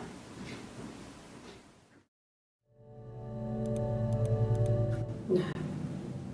The parents decided there would be a wedding, and after the wedding, Hannah moved in with his parents. There was no way I could follow, so we were separated again. I stayed in the attic. It was hard. It's like I suddenly didn't exist. I would sneak out, but in case anyone recognised me, I started wearing a wig. Hannah and I would meet up in the park. I was trying to get pregnant, but I couldn't. I mean, I couldn't do it with anyone we knew, so it was sex with strangers, drunk guys I'd met in clubs, parks and alleyways. I was 17. It felt like I was being punished. But it was Hannah who had betrayed us. I had to stop when one of the guys gave me an STD.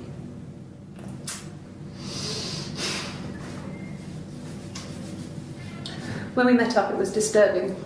For the first time, my reflection, she didn't look like me. She was fatter, flushed. If anything, I was getting skinnier. It's kind of hard to look sometimes.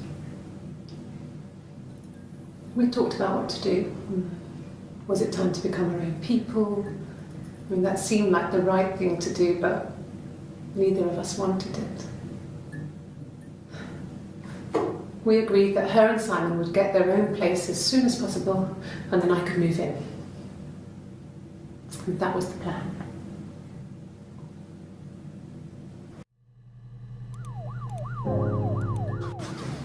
The legal stuff was completed very quickly. Hannah moved back in with Simon. Eric gave Simon the week off to help with the move. He decorated, modernised wallpaper, curtains. Hannah insists the attic be left as it was, dollhouse and all. Simon never went up there. Then she told me she wanted to help more. She said I should move in with her. She would come clean with Simon about me. I was family, I couldn't have a baby in a bedsit. I told her I didn't want to tell Simon. Told her to wait for the time being.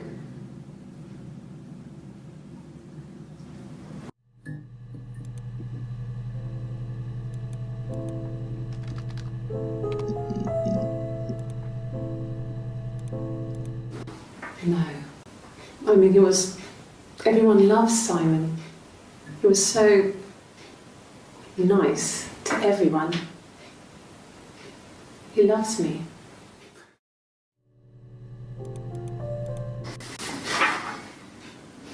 Cute. He must love them very much. What ages are they?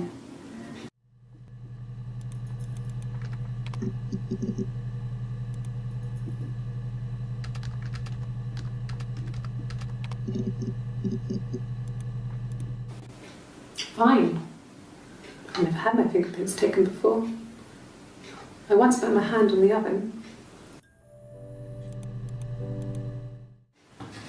Fingerprints.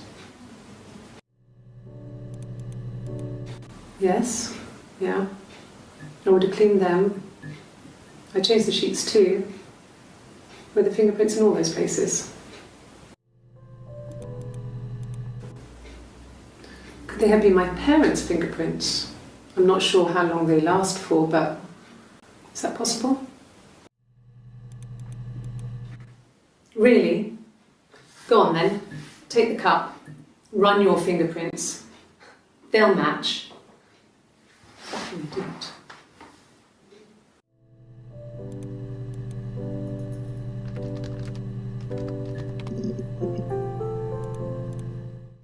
Okay. I've given blood before. Do you need to take that for your records?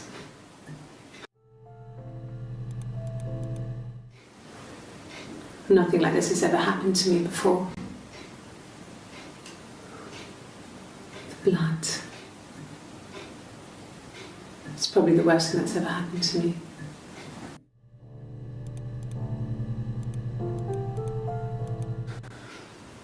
Well, fine, considering. I got back into the house today, and that was weird, knowing your people had been there through my things. It's like I'd been burgled. I mean, worse, obviously. I don't know. I haven't looked in the cellar yet. They sent a cleaner in. As good as new, he said. But they had to throw some stuff out. Couldn't get the blood out. And I'm still waiting to hear from the coroner so we can get a date set for the funeral. It's going to be a cremation. So,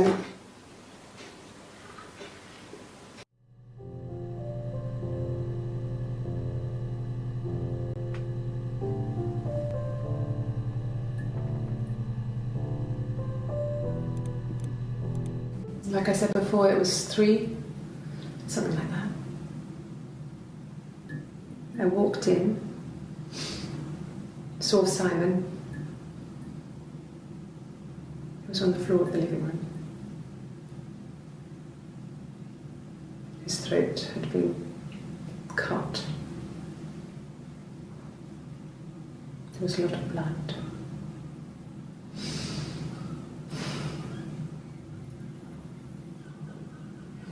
He was dead.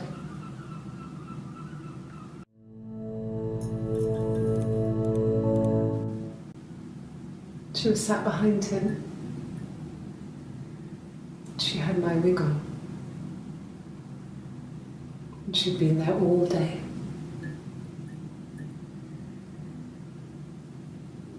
And she had blood on her.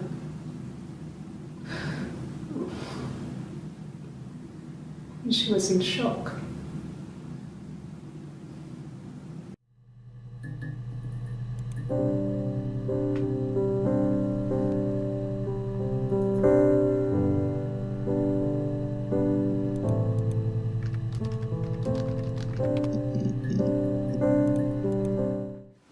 No, it's okay. The other detective has just gone to get me one.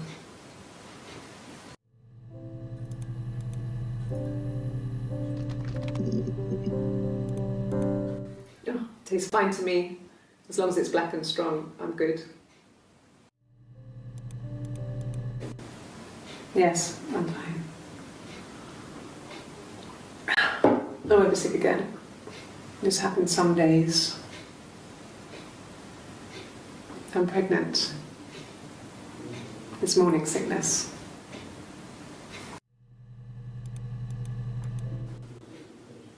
When I arrived in Glasgow, I was exhausted. The streets were empty. I was driving badly. And I hit a taxi. Not a big crash, just paintwork. The guy was so pissed off because I didn't have a driving license on me. But when I told him I was pregnant, he made sure I got to the hospital so they could check me out. It was fine. The hospital must have details when I was looked at. There's a scratch on the car.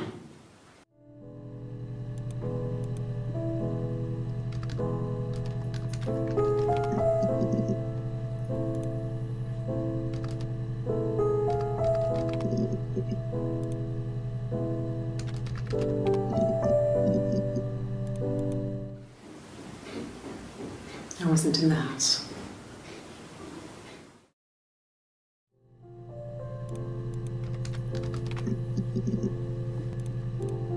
I got in the car and I drove. And just kept driving north. Just kept going, just wanted to get as far away as I could. When I finally stopped, I was all the way up in Glasgow. I was so tired. I just had to sleep.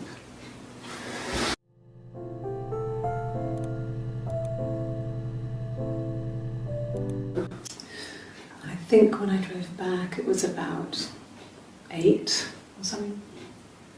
And I got back to the house about 3.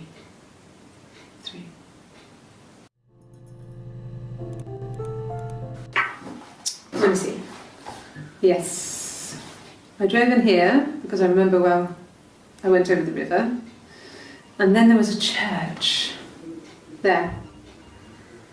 Yeah. And I probably parked, well, I remember seeing a street sign called Princes Street. Yeah, there it is. Yeah, so I'm pretty sure it must be this one. There.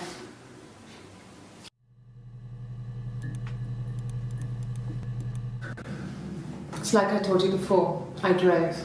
I took the car and drove. I don't have my own car, but I have a spare set of keys. I just drove north. I wanted to think, put some space between me and them. Everything I told you before is true. I stopped at Glasgow. I was tired, exhausted. I pulled out and I hit a car. My car was okay, but I was worried about the baby, so I went to A&E to get the okay. Everything was fine. Slept in the car. When I woke, I tried to call Hannah from a payphone. She wasn't answering. And then I decided to drive back.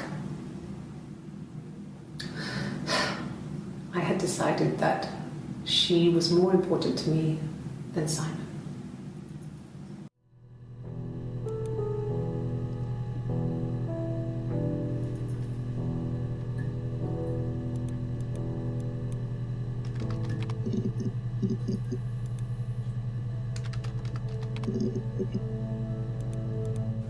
It was late, early Saturday morning. No, I don't think so. Glasgow was deserted that early in the morning.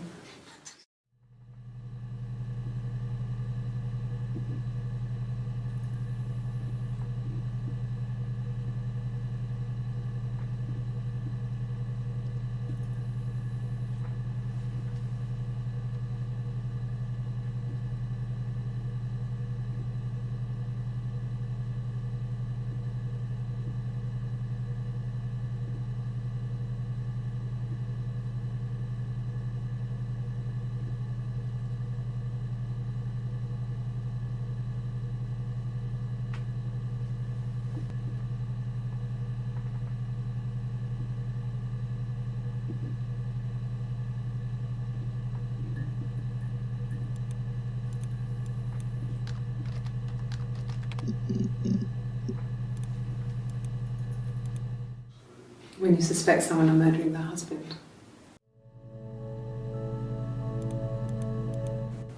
Okay. So you want to eliminate me as a suspect?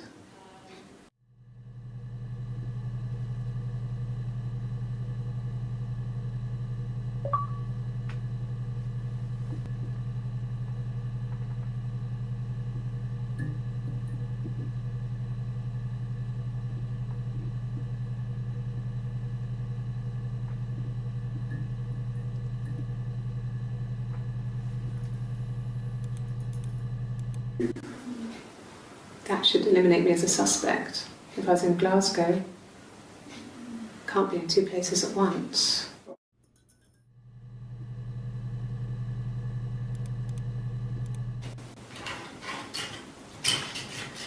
This is the 3rd day running you've called me in. I speak to Doug and Eleanor every day. And they say you've been asking a lot of questions about me. Should I be worried? Am I a suspect?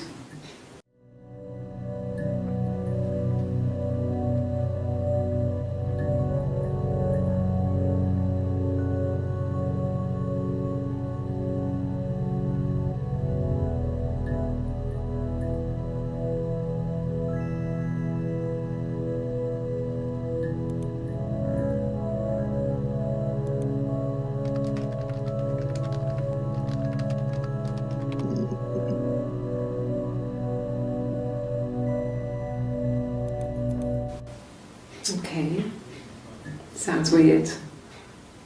I'm not great at making up stories.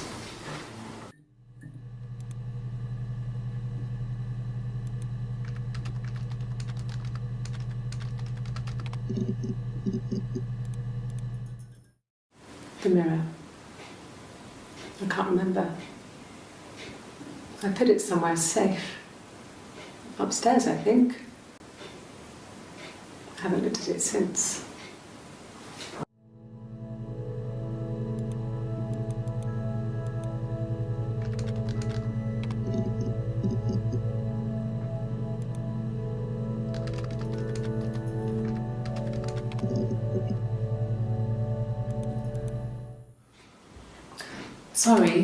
Sorry.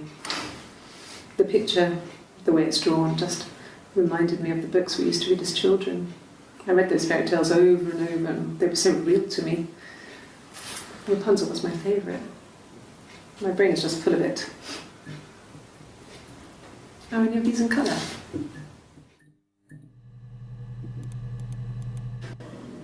Do you have children?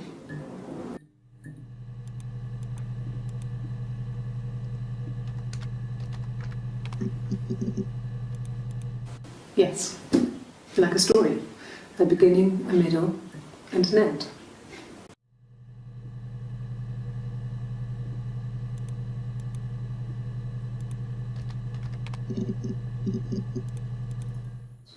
Did I pass?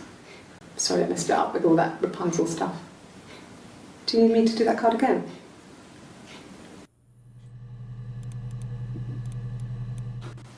I think so. I mean, to get into our garden, we'd have to climb through other gardens. All the gardens back onto each other, so you'd have to climb over 1, 2, 3 gardens to get to ours. I mean, did anyone see anything? Did anyone see anyone come and go? An intruder?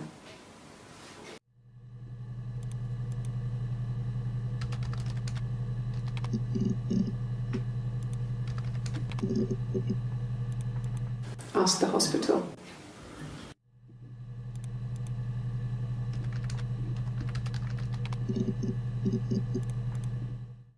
Yeah, I had to let myself in. The door locks if it swings too. We loved our cat, Domino. He had this little bell around his neck to stop him from killing birds in the garden. And we used to write each other notes and put them in the bell, and we could send them to each other. Mum found some of the notes once, and she thought I was just writing to myself because our handwriting was identical. And we had our own words for things, so she didn't quite understand them anyway.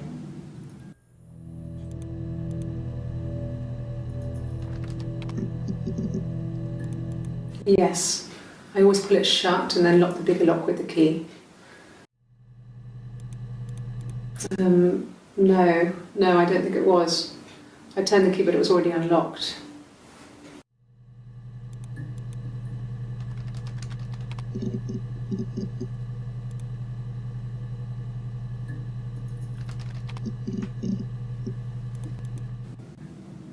So I moved out. Got a small bed sit. Got my tattoo to mark the occasion. I was singing in a bar in the evenings. So I had some money, enough money to cover my rent. And I've been doing something similar ever since. I haven't put down any roots. I don't exist.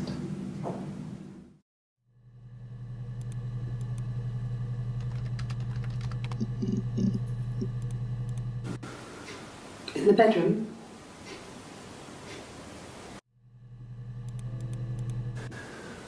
That can't be right. In the bedroom?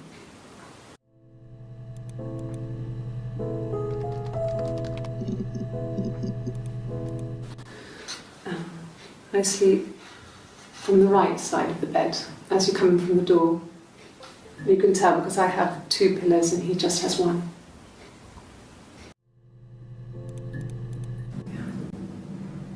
I'm not sure where the dollhouse came from. I don't know if it was given to them or they inherited it. I mean, they wouldn't have had the money to buy it. was so huge. It must have been taken up to the attic in parts and then reassembled up there. It's a beautiful thing.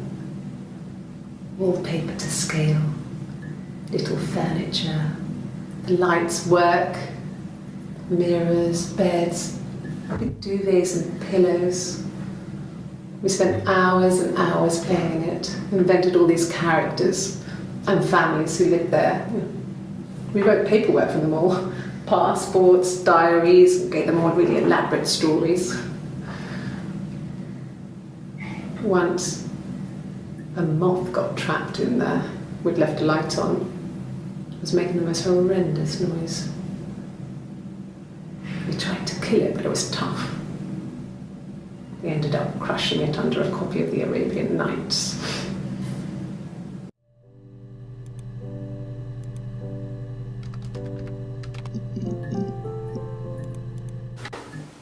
What kind of hairs?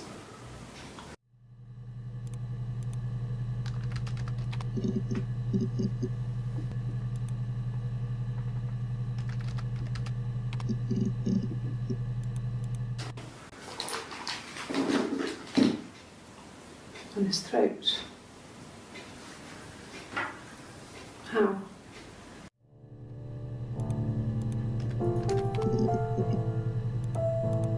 No, I've never worn a wig. What kind of wig? A wig? You mean... what type of wig?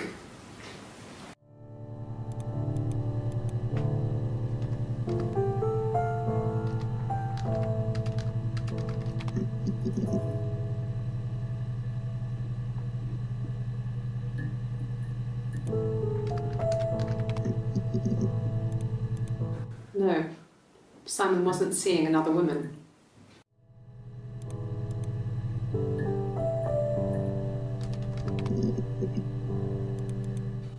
Good, happy. I mean, ups and downs like any couple, I guess, but we'd been married for over 10 years. I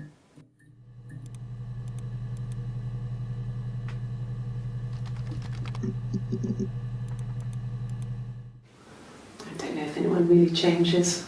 You just become more yourself. Simon was my prince, and that hasn't changed.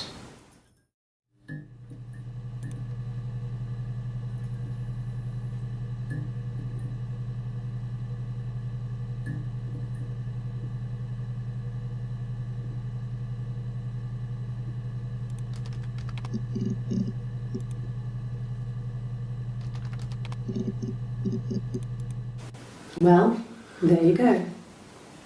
How many kids?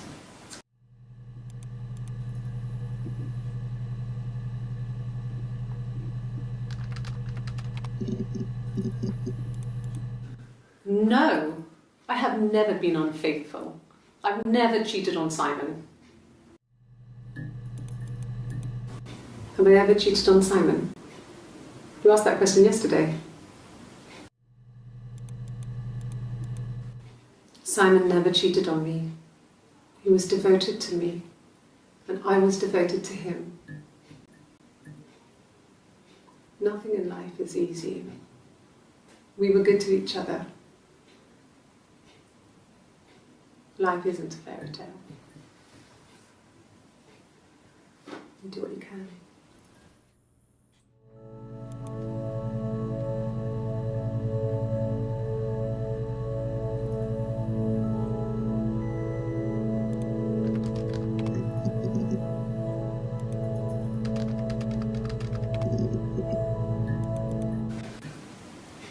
Yeah. I mean, I was infertile. Thought I was. They told me I was infertile after the miscarriage because of complications.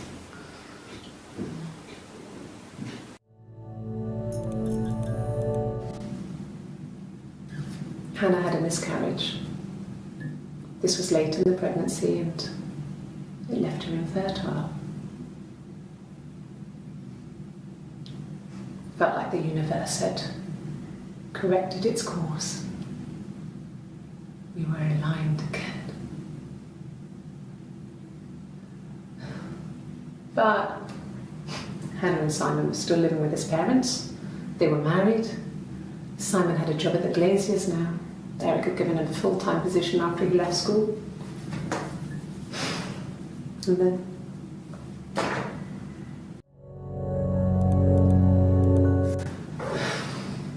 I think it was that time, the first time at the house, in his bed, that I got pregnant. Amazing, right? This fucking magic sperm. And they say lightning doesn't strike twice. I didn't tell him. I missed 3 periods. I had pretty irregular periods anyway, but 3. I had always thought we were infertile. Both of us. I didn't tell him. Just waited. Hannah and I were meeting for our birthday, and I told her because I thought she would be happy for us both. I think she was.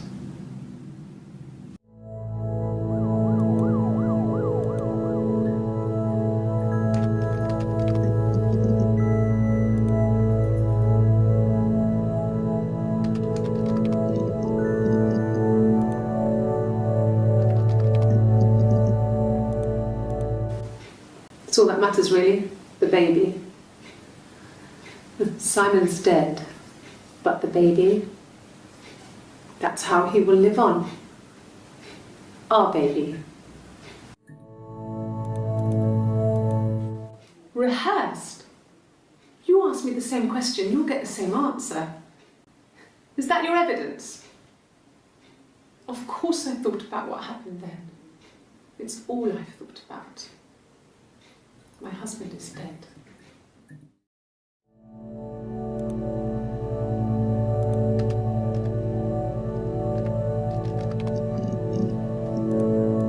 Yes. Yeah, it's my guitar. No. No, Simon didn't play guitar. He wasn't very musical. He liked to listen, but he was tone deaf.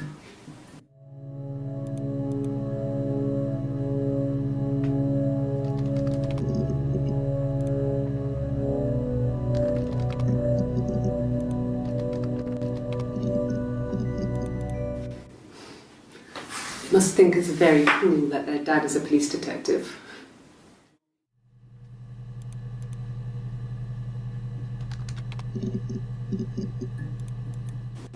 I wouldn't say that.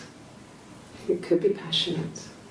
It's just, it was more than that. It wasn't just sex like I had been with the other boys.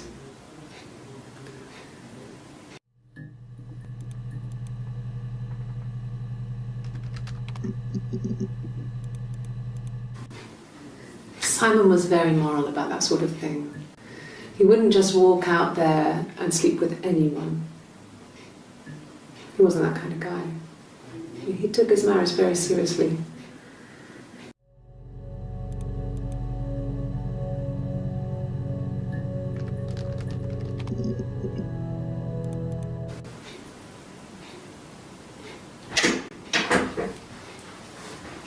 Is that camera recording?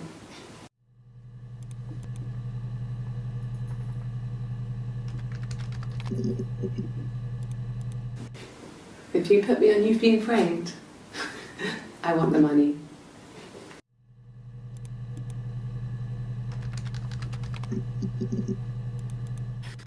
You must be desperate for leads if you're getting hung up over 6-month-old speeding tickets.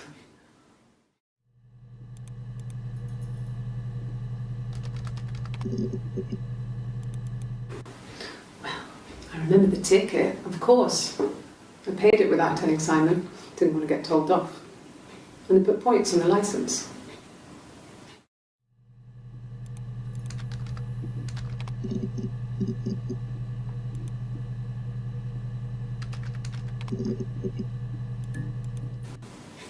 And the hotel said he was there? Okay, you got me. I'll confess. We were there. was a dirty weekend. Simon was going to expense it, pretend it was a business trip. I used a made-up name. We stayed at the hotel, had room service, didn't leave the room, had a great view of the river, and you could hear the church bells. Like you said, it was very romantic.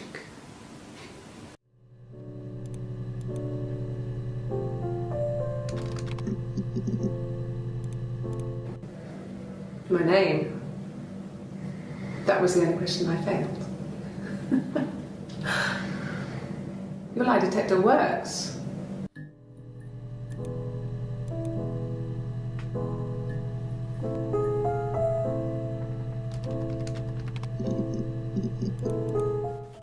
I don't see how it's hard. We've established I was in Glasgow when he was killed. We've spoken with the hospital.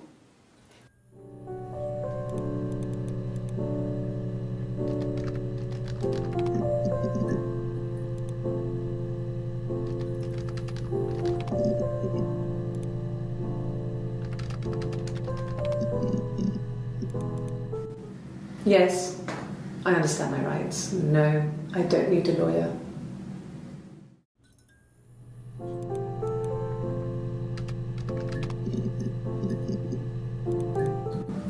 Yes, I'll take a lie detector test. I've never taken a lie detector test before. Does it really work?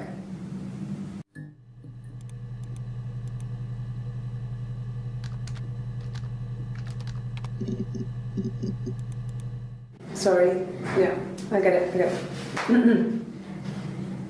Yes.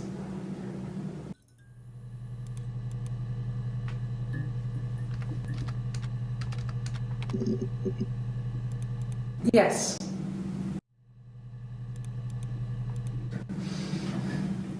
Yes. Yes. Yes.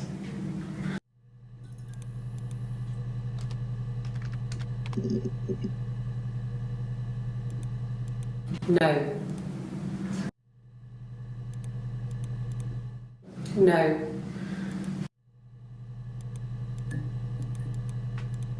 No. No.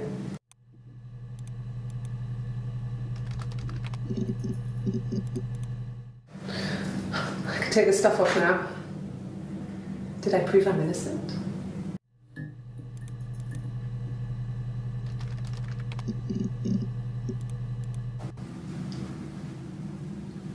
I wanted to see my reflection. I thought that if I touched her, something would happen. We would become one.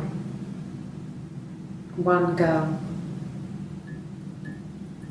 The fairy tale was over, the witch was dead, and I'd be restored to my rightful place.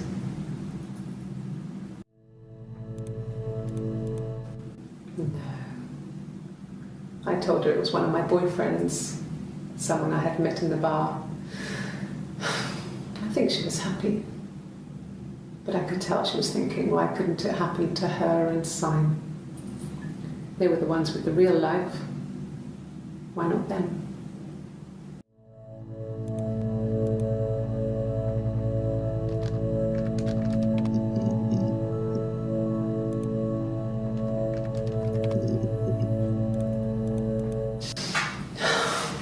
We were obsessed with fairy tales. Not just the pretty, pretty ones, but the traditional ones. They were dark and real, bizarre and violent. Felt like life. We had this huge old book that I think Mum must have bought from a library sale. The illustrations had thin tracing paper over them to protect them. They were in colour, shiny plates. At the front of the book was an index of illustrations. We read that more than the actual stories. We'd read aloud the captions and flip between the pictures. There was something intimate about peeling back the tracing paper, undressing the pictures. Rapunzel's hair is cut.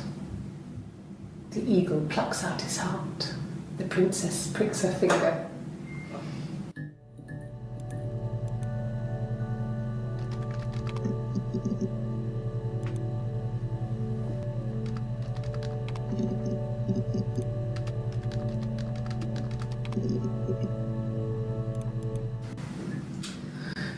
I was living in the attic. It was a very hard time. I was depressed, was still pretty sick of the STD. And I came down one morning and they were dead. They were in bed and both had been sick. They'd thrown up a lot. And I'd slept through it.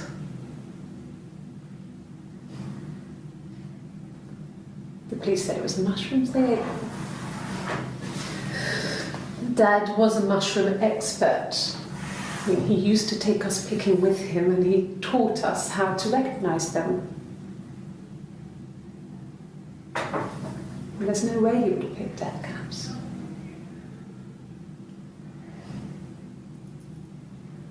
But the police believe that's what happened. They never even looked in the attic.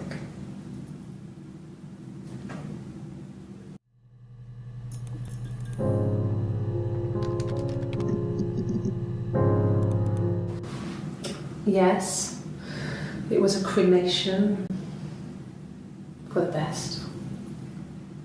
We both wore black and had veils, so it was easy. And after the funeral, everyone came back to the house. Hannah served up sandwiches, and I stayed out of sight.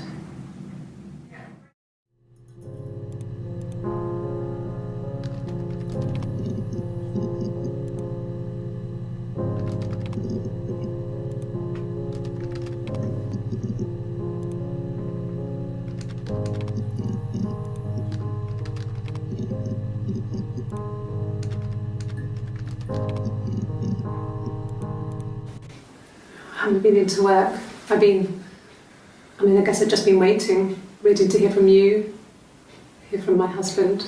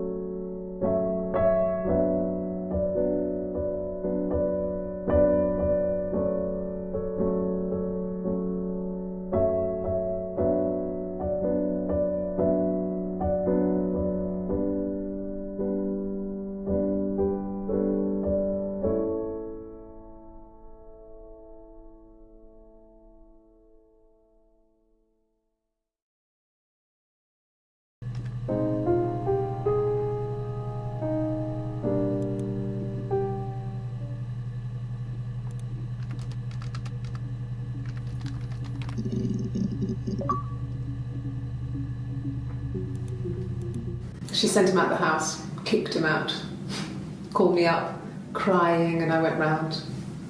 I guess I had a feeling I could hear something was wrong in her voice, but I wasn't sure what it was. She called me sister on the phone. She never calls me that.